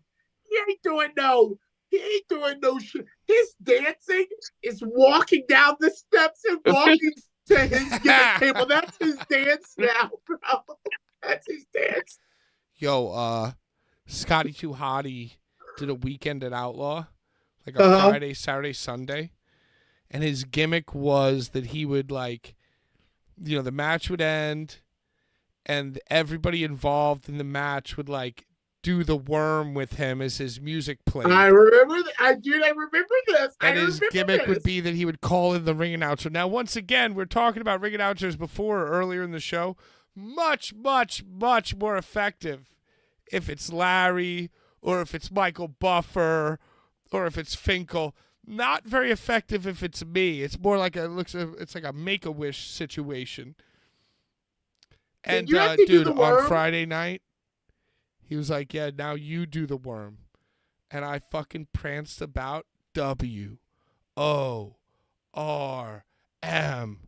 I did my mental calculations. I collected myself for a second, and I flopped right on my face. No clue how to do the worm with my body. Fucked it so hard. Was just basically like more like Shawn Michaels DX humping the canvas. So then Saturday night, I was like, oh, there's no way this motherfucker's going to ask me to do this again. I really, really sucked at it. And, you know, Larry, it's one of these shows where it's like, and Rhinestone, you've probably filmed these guys. You know, it's like main event. You know, the main event, the circus guys. Yeah. Yeah, the House of Glory guys. It's like them versus Scotty and somebody. So everybody involved can go around the room and do the worm. And then they call in the ring announcer. And on Saturday night, I couldn't believe it. He asked me to do it again, and I fucked it again. You know, Pat, it's so hard. And then all day Sunday morning. Pat, there's nothing that says that you can't say no. No. Oh, that would have been so. No. And then Sunday all day in the morning, I fucking practiced the worm in my backyard. And I was like, I know this motherfucker's coming at me again on this matinee show at Rockaway Beach with a whole bunch of firefighters and their firefighter children and fucking, you know, the entire cast of Rescue Me was there. And I was like, yo, I'm going to fucking nail this worm. Guess what happened? Fell right on my face. Glasses fell off. belt snapped, shoe fell Pat, off. I bet you in every one of these things you were drinking. You don't know that. I bet you. 80%. You don't know I that bet for you sure. on every one of these things you were fucking drinking. I know you. You were drinking. Well, I mean, a few shows, a little show, a few beers. You had a couple sarsaparillas real quick. It sounds like Scotty Duati worked you. Sounds like I sold a lot of T-shirts that weekend. Good. That's all that matters. That's the moral of the story. That's all Fuck that you matters. guys for making about my alcoholism. I just feel like that I've been in that situation too, where they've given me like a lot to do when I've been outside with Ruckus. There have been times where they've given me a lot to do where before the show I'm outside with Ruckus. Watch the ribs. Intermission I'm outside with Ruckus, and then when we get to main event and it's my time to do my thing, I'm like, all right, whatever. Final match of 7, White Lines. Thank God they changed the fucking graphic to red instead of white, because when the show's called White Lines and the graphic's white, people think cocaine. But if you call it White Lines and you make the graphic red, it's okay. Larry, did they play the song White Lines at any point during the show? White So Pat, the show was called Pat. The show was called White Line Fever. It was called White Line Fever. Yeah, exactly. It wasn't called White Lines. Everyone was exactly calling it White Lines. Everyone was calling it White Lines because they wanted to think that me and Hoodfoot and Bobby Beverly and Eric Dillinger were just running to the bathroom doing White Lines. That's what they wanted to think. You were doing cocaine with. That's what they wanted everyone to think. So they were yeah, just calling it White Lines. I wish I was but there. the show was called White Line Fever, which is like when you've done so much. Thank you you're for like, naming all. I got that White Line Fever. It's dry snitch. White Line Fever. So Masada versus Nick Gage, how was that?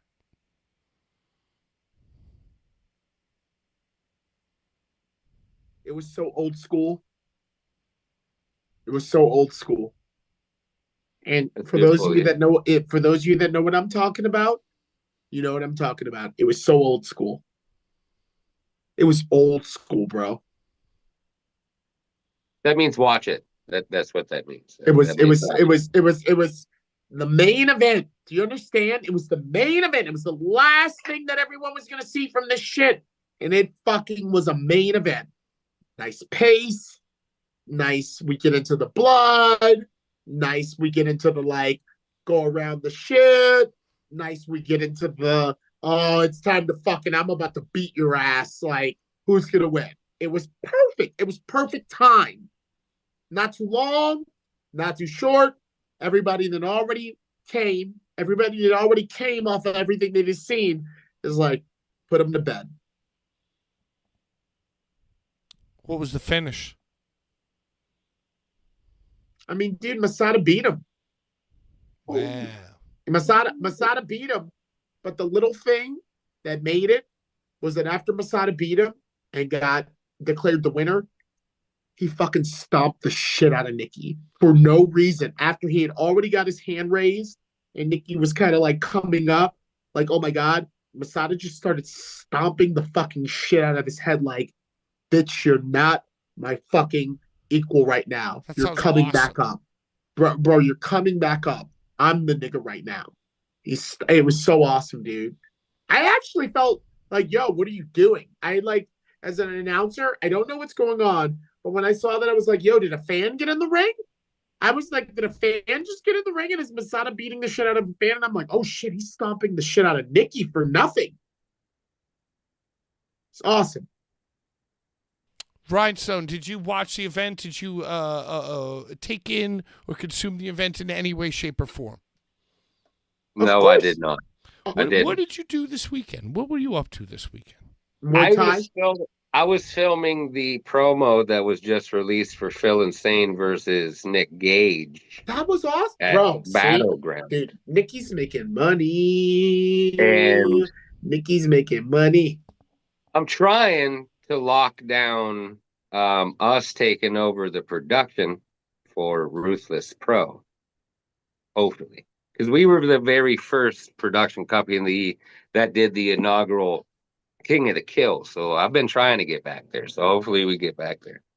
Who does Ruthless Pro now? I thought it was IWTV.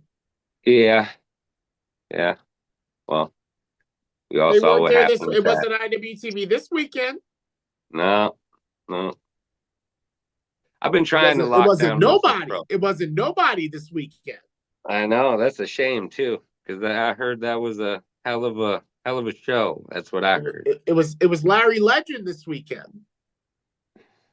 You could give inside information about that one. I don't ask any questions. There we go. Look, I'm back on. I'm back pretty. Larry, you've been pretty the whole show. Well, this other ring light went out.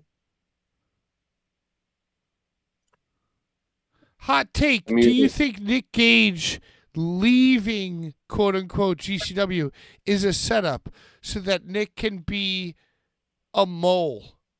A mole. I don't think so. My take is that it's what's happening right now. I think just like Homicide Wrestling and MSG, within the next 3 years, the door's always open. And I think that it's inevitable that Nicholas and Brett will get back when the timing's right.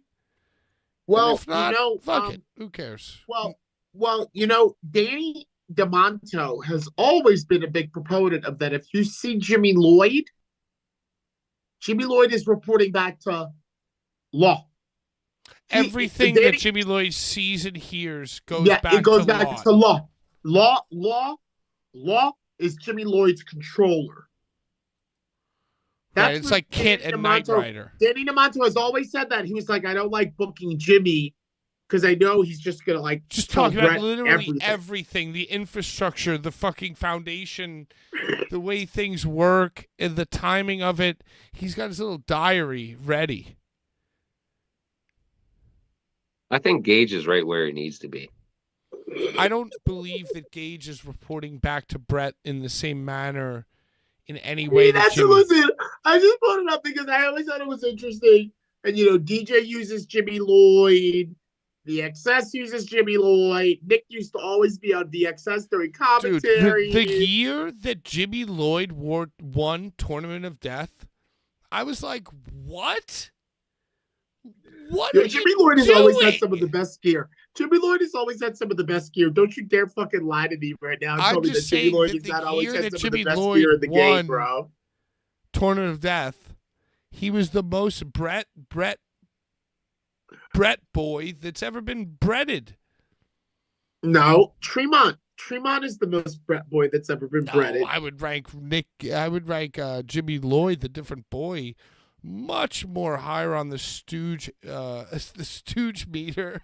Well, Brett, Tremont. Yeah, you're right. Yeah, I guess. Yeah, that was disrespectful to Father Mont. How dare you involve him? Did you see what he was doing this weekend? He was doing Matt Tremont shit. Yeah, he closed down the center. Did he close down the center? Huh? The center has been closed. Last show? Over. I don't believe you. Yo, did y'all see that also Suplex Philly is also over? It's done. Huh? The Suplex store. The Suplex Philly store where you and the rest of the Blvd Bullies were last April. It's done. It's closed. It's over. It's over. When is that? Yeah. I think that E probably put pressure on them. Like, how are you selling all our old shit? Was it a thrift store or was it a... It was a memorabilia. It was a memorabilia landmark. It was a memorabilia landmark, and they were doing that show every year at Mania. That Rocket, taking it back to H2O. Rocket was on last year. Y'all were there with my head. And I think WWE was like, bro, how are y'all selling our old Henry Godwin figures and our Goldust figures and our McMahon 8x10s and our Bobby Lashley figures and like running this shit? Yeah. They're not. No, dude, you can't do that like brick and mortar. You do that online. Larry, you do that online. You don't do that brick and mortar. Remember. Larry, what was your favorite memory from your Chicago weekend? Give me like 3 mini stories. Give me your best matches, your best in-ring moments, some backstage, maybe Airbnb stories. Just break it down for me. Give me a few. Give me like a Larry Come on, bro. Fever Shut dream. up and let me talk. All right. Number one. Saturday morning, being woken up for the first time ever by a rooster. Kevin Gill Lighting jumping on up. your bed, cock-a-doodle doing. Dude, it was scary. It was scary. He put his 'Cause coffin in your room so that I he mean, could. I mean, I'm so used to like the iPhone waking me up. That's actually here. I guess what is the origin of that? Larry, come on! It's show day, Larry. Come on, man. Come Bro, on, Larry. I was up and I was a little shook, and then I went back to sleep. And I was like, "Yo, that's a rooster." I was like, "That is a rooster cocking. That's a rooster cocking in the morning." That's the perfect way to wake up. Yeah, so that Eric Dillinger, who I haven't announced for a long time, but I loved meeting him in ICW and then announcing him in XPW. And we finally got to kind of do our shit again. And when I did his intro, he did this thing that some wrestlers do where he points to me like, this motherfucker is giving me goosebumps right now. This motherfucker is like making this shit for me. And dude, that inspires me no matter how tired my voice is, no matter how tired I am. When the motherfuckers point at me like fucking Larry fucking Legend, dude, I'm like full flame on, bro. We're gonna light this shit up till the main event. So There, Marks. that and Hoodfoot's dad, who didn't think that I would remember him. Hoodfoot's dad was there, and he didn't think that I would remember him from when we met each other for No Holds Barred. And I was like, "Oh yeah, I remember you." And he was like, and I said some shit to him that reminded him of the last time we were together. And he was did like, coke with Hoodfoot's dad. White line fever. "Pat, that's not nice. I'm just asking. That's what's in the chat. That's not nice, chat." I made that up. Me and Hoodfoot's dad had a nice little moment of being like, "Oh my God, good to see you again." Hold on, one more. And my friend Jesse that I met in New York City in 2003, and we're still boys. He moved to Chicago, and every time I come for shit, he comes out to see me.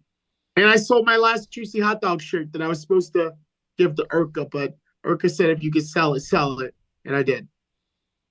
Hell yeah. Well, just don't forget to mail that Teenage Mutant Ninja Turtles VHS Part 3. Give us the address. Card holder, something. Send us the address. I'm going to send you the brain puzzle book. Did we Larry's get gonna any send you super chats tonight? I like money. Yeah, Nobody we didn't gave get us any. $5. Well, no, we're going out to dinner.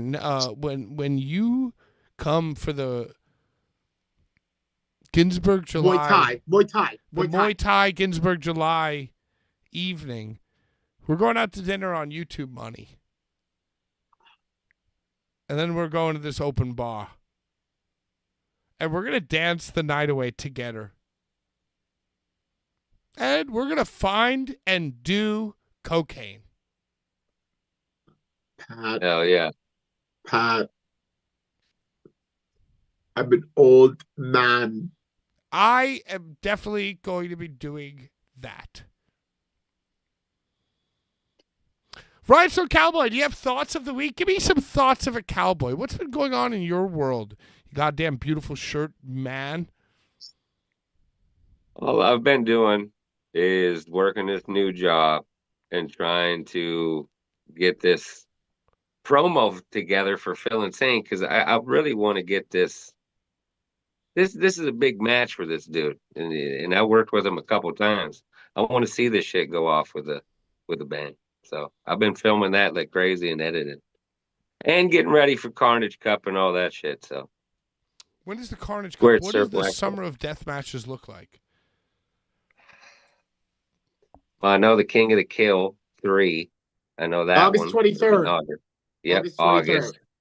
And then Carnage Cup is in October, like 15th, 16th, I think, again. Yeah, and then WrestleMania. WrestleMania is before that. June. Yep. You going to be at that one? All of them. Oh, All of the ones you just said, I'm at.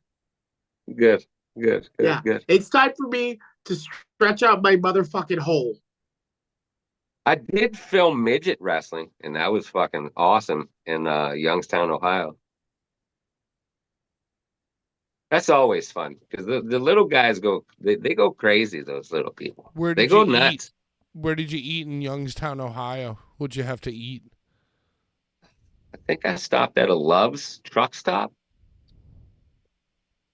You can't go Good wrong eating. with Love's. They're, Good they're all eating. right. You know, they're Good they're all right. eating. Loves are rare. Loves are rare to Fuck me yeah, they in are. Maryland. Maryland, there's a Loves on the way to MCW. I never stop at it, but Loves are like, they're kind of like that Lancaster and out type shit. Chelsea Green Love's. said that every single night, Friday, Saturday, Sunday, when she was on the Indies, she would stop at every gas station for a hard-boiled egg or two in a bag from a gas station. Have you guys ever had gas station? What's the most disgusting gas station food? Because there's roller dogs, obviously. And then, Dude, but there's I also gotta- egg in a bag, and there's also sometimes there's gas station sushi. Dude, I got the worst slice of pizza in Indiana ever in my life, but I was hungry as fuck at like 4 in the morning. Yep. And it Yep. it was Yep. Yep. there was shit growing off it. I didn't even care at that point. Yep. It was It's just hard like as a rock. flies. Yep. Yeah. It don't matter. It don't 4 in the matter. morning, you don't care, dude. Yeah. You don't care. Damn. So a gas station, because I Bag feel pickles. like anybody, if I'm in line at 7-Eleven trying to get cigs, and somebody's ordering a pie, and they're making the counter guy go back and like microwave or like oven up this fucking 7-Eleven pie, or now in New York, a lot of times, there's fucking Uber Eats orders for like pizza and wings at 7-Eleven. And I'm trying to get my cigs. Dude, if you live in New York and you get 7-Eleven pizza, I don't know. I don't know what to tell you, dude. You're a different breed of person if That's you're doing crazy to me. that. Yeah. Pat, there has been an XPW jaunt or two to Newark where I was waiting for so long at the end because there were party favors or whatever. And when I got back to Baltimore and I dropped off my rental, like I knew 7-Eleven was open. And even though I regretted it, I got the pie. You got the pizza pie? I got the pie. Dude, no. Yo, you could get like chili dogs and taquitos and shit, dude.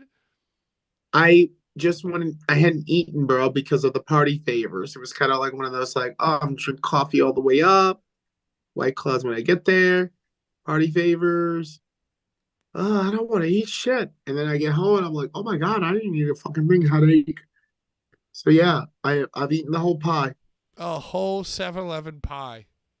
Mm. I'll do a Wawa pizza at like Well, 4. There ain't no anything Wawa. Wawa There is ain't no good, like- Wawa on the way back from my rental spot. It's either Royal Farms fried chicken, and that's gonna lead me to my worst. My worst was actually like my best. So for my first Carnage Cup, I was put in a hotel that was like 2 hours away from the Carnage Cup. So like I had to get up at 10 a.m. to get there by noon for like a 2 p.m. show. And like the whole way I would just like stop and just get like Alabama or Tennessee fried chicken from the fucking gas stations. Bro, it was so salty and so good. And they always put a piece of white bread in there that like sopped up some of the grease. Just and like a Wonder even though- Bread, just a slice of Dude, sliced it bread. was just white bread, bro. Oh, and that sounds so dope. It was so bad. I mean, I had terrible headaches. And when that shit came out of my asshole, oh my God. I was like, You didn't I know should- about the donut store? You didn't know about that little donut store that's right across the street from there? I mean, I There's a wasn't little after donut- donuts, Ick. I wasn't after donuts. I was after Oh. chicken. I was after that yard bird, bro. Oh, they have the I'm a yard bird at salty. the I'm a donut shop. salty. I like salty. I don't like sweet. I don't like, y'all like sweet. So like me, I'm like about that salt. I think they had Yardbird there. I really do. They had like breakfast burritos and shit. Well, they had good Yardbird at the Berwins. But bro, listen to this. This is the last thing I'm gonna say. I only had time to eat like one wing. I got an all white meat 1313 meal from the Berwins because they got a fried chicken spot on site. I only got to eat my wing and a few fries. Somebody had gone in my bag and torn a piece of meat off my breast, bro, with their fucking fingers. I don't care who it was. They could have ate my food, but bro, I was so mad. I was like, somebody's spit in my food. Somebody's spit in my food. And some nigga, probably Nicky, because he's a jail motherfucker, because he's a jail motherfucker that's like, Probably oh, the I'm taking packing Larry's. princess. Bro, I think, no, Oh shit. don't you dare. Oh shit. Oh Don't you shit. fucking dare. Might have been. Might have No. been Shade Fair. With the white gloves? One No fingerprints. one white glove. Anyway, I ain't eat that shit. But Berwin's has got some good chicken. Tenders or half dark meat, half white meat. That shit is good. Lucha Freddy in the chat says, this is my kind of pre-match ritual. Yo, Lucha, give us your best gas station pre-match meal. For those of you who don't know, Larry and Rhinestone and everybody in the chat, Lucha Freddy is a wrestler in Canada for Demand Lucha, who is basically Freddie Mercury, the wrestler, Freddie Mercurio. And now I believe he's Commissioner Frederick Mercurio. And he comes out, you know, in his Rikishi gear, his joggers, and his red New Balance. And he just makes matches with his sunglasses. That's the Hall of Fame Rikishi on the game. When Hall of Fame Rikishi comes out on the game as a part of the bloodline, he comes out in the red Skechers and the sweatsuit. Fried chicken mid-match, yeah. I mean, I'm not a really big fried chicken fan. Like a Kennedy fried, or like a Chinese food, fried chicken and fries. Bojangles. Little Bojangles. No. Bro, I don't like Bojangles. That chicken is definitely injected with hormones. But Kennedy, Lincoln, Washington, Obama, all pigeon. all of them, all pigeon. Places that put the orange base on the chicken before it goes into the roast, I will fuck with any of them if they give me fresh fries. Unnecessary loaded burrito from the local place. Yo, gas station burrito? Fuck it, dude. Taco Bell. I don't care. I'll crush in Taco Bell. Oh, I can eat $75 worth of Taco Bell in one sitting, no problem. Good God. Easily. Good God. Easily. I wish they still had the smothered enchiladas they used to have. God. Remember those? What about the quesarito? The quesarito is yet to come back. The cheesy gordita crunch came back, but the quesarito is yet to come back. I'm still waiting for this fucking shell that's made out of cheese that they say they're supposed to be coming. Right, because they had like an iPhone event where they announced what the future holds. But so far we've only gotten Cantina chicken and the Mexi Melt back. Which, by the way, Mexi Melt used to be 95 cents. It's like $4 now. Yeah, nothing's fast food. Nothing fast food is cheap anymore. Nothing. Dude, I spend less money getting a local sushi dinner than I spend getting drunken Taco Bell DoorDash, which I might do this evening as soon as the show concludes. Cocaine. Well, speaking of which, it's 6 after 9. Yeah, no, Larry, I know you're locked in on that watch, Daddy-O. What are your friends from the UK doing? They left. Oh, they flew back? Well, no. They came here before. Listen, the only time they get to see me is when I'm here. When I'm here. Right. And when I'm here is for you. So I said, listen, if you guys want to like just stop by before the podcast and watch it or like whatever, come back after the podcast, you're fine. But there's no other time that you're going to catch me. So they came. But then I said to them, hey, I'm late. If you guys want, you can hang out and watch it, or you can just get the fuck out of here. And they were like, we're going to get the fuck out of here. And they just flew back to the UK. No, they live here now. My UK friends live in the States now. Oh, wow. Yeah. My UK friends that I was going to go that had a fucking Rothschild castle. Bro, I'm talking about the doors that go all the way up to the ceiling, the hot tub, the fucking everything, the blue velvet shit for Larry. Hey, Everyone Larry. sending me pictures. We're sending me pictures like, bro, where are you? We thought, what the fuck? What was And the I'm like, best? What was bro, the best match on 7 this weekend for you? What was the best one? come on. What was the All best of match? it. All of it, bro. Hey, Rhinestone Cowboy, what was your favorite thing in wrestling this week? I'm gonna be honest Come with on. you. I think it was great. All the hostility that people were throwing at the Moxley spot. This shit was hilarious because That that was shit good. was. Yeah, that was good. Yeah, in the conversation. Yep. Yeah, Yeah, I because agree. people I agree. were mad that wrestling was violent. Yeah. Well, they call that Pissed off. garbage. They call what we did out in Chicago, they call that garbage. Yeah, That's it's trash. garbage. Yeah. That's low-hanging fruit. Rhinestone, what you got coming up? Squared Circle Expo in Indianapolis. When's that? Rhinestone, would you say that Indiana is the least scenic state that you've ever been to? The least scenic state? Absolutely. I hate going through Ohio because I think that's bland and there's nothing there and it's just long for no reason. But Indiana is fucking terrible. There's just It's nothing there to see. I don't nothing. think. Except for the bussies. The bussies that comes up, I'll take. But other than that, Indiana sucks. What you got coming up here? I guess you're doing this fucking K1 show and then coming to dinner No, with me. 7, another 7. Last weekend, 7 in Chicago. This weekend, 7 in New Jersey. This weekend? Yeah. Wow. Yeah. At some Catholic center, some like Christian youth center, some Catholic center. I've been to the Elks, I've been to the Knights, I've been to the Masons, I've been to the Freemasons, but I've never been to one of these like Catholic youths. I don't know what this is. This is like a Catholic center. I'm really excited for you. I can't wait to hear That's your weird. boots on the ground report this time next week. Yeah. Ken Dixon is on the show. Lucky 13. Jacob Fatu. You got the faces Jacob of death. Fatu's on the show? Jacob Yeah, Fatu's dude. on? Hell What? yeah, dude. Hey, comment on this video if you want to win this Oh, I'm sorry, Throwdown not Jacob Fatu. album.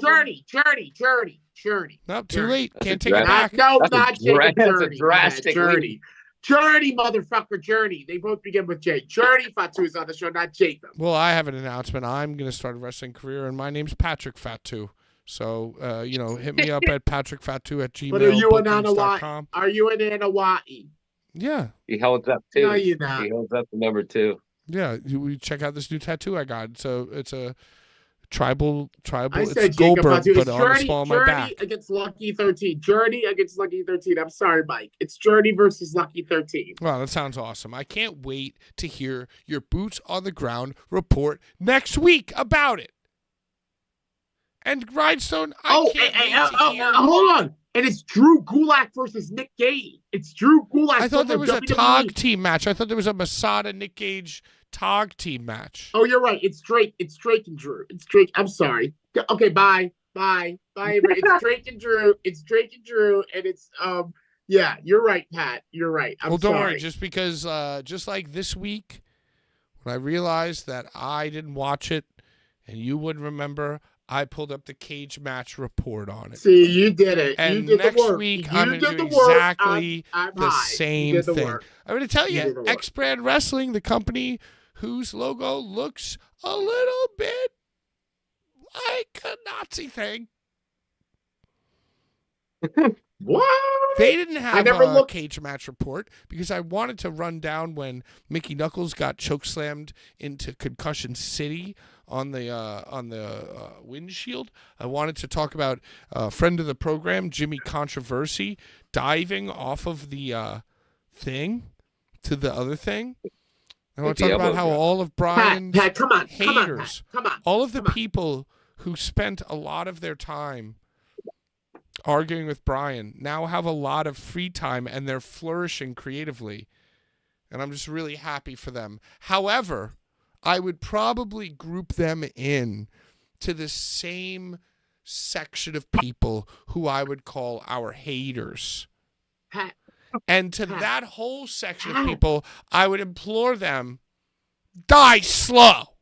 Nikki said that at the end of 7. He said that exact thing that you just said at the end of 7. What He said happened? all the haters fucking die slow. He didn't say die slow. Yes, he did. Yes, he did. I wish I had my Snapchat on. Nikki said all the fucking haters die slow. You still use Snapchat? Yeah, Christina Diamond got me on. All right, go ahead. My bad. I had to say that. Are you Nikki telling said me die that slow. somebody told somebody else to die slow after Dude, 160? Nikki said it, and I felt like it was a shout out to us because he does our intro. I felt Nicholas? Yes, Nicholas Haji. I mean, I feel like die slow isn't his repertoire, but maybe like No, he said it to all the fucking haters. He said it to all the fucking haters after Masada stomped him out, after Masada stomped him unnecessarily. so Masada left, and then Nicholas had the final word. Yep. After the final word, did he hand the microphone back to you to recommend meeting all the... No. Do it now. So you didn't close it with like, thank you for coming to 7 Wrestling. He did. He did. I got in there and all the blood and muckety muck and picked the shit up. Man, That's what I do. I just don't know if I should include someone who says to all our haters die slow into the group that I want to say about them to all our haters die slow, or if I should include him in the protected area. And you know what I think? Thinking about our Nicolas Cage interview, thinking about his phone died while he was in the middle of a city park, but he somehow found a street light and found a fucking beacon of portable charging in the night and continued that interview with his face beautifully lit, telling us, hey, Pat, I know that it wasn't your fault that we got kicked out of the Airbnb. He said that. No, he said the exact opposite. But hey, to all our friends, we love you so much. Thank you for watching. Thank you for subscribing. Thank you for commenting. Thank you for supporting Larry Legend. Thank you for supporting Rhinestone Cowboy. And thank you for supporting my wild endeavors. We got a lot of great stuff coming up. But if you are a hater, and if you are somebody who our people who we don't hate, I must tell you, die slow. On behalf of the Rhinestone Cowboy and Larry Legend, we're out of time. Bye-bye.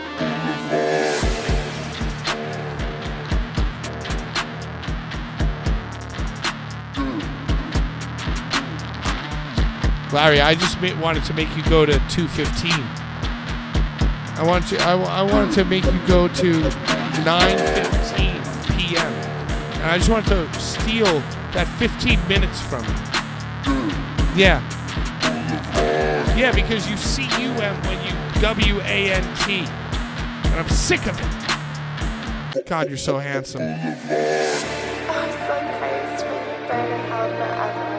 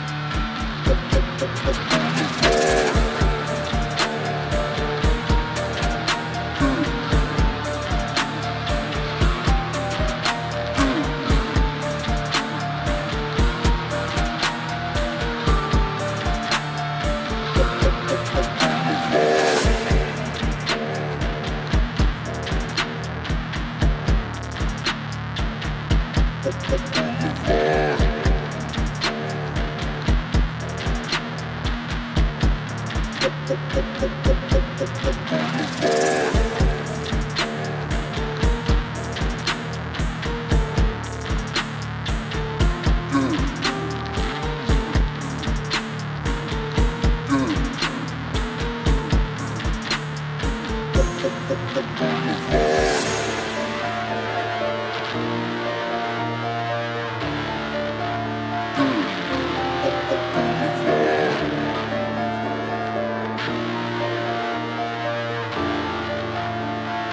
We've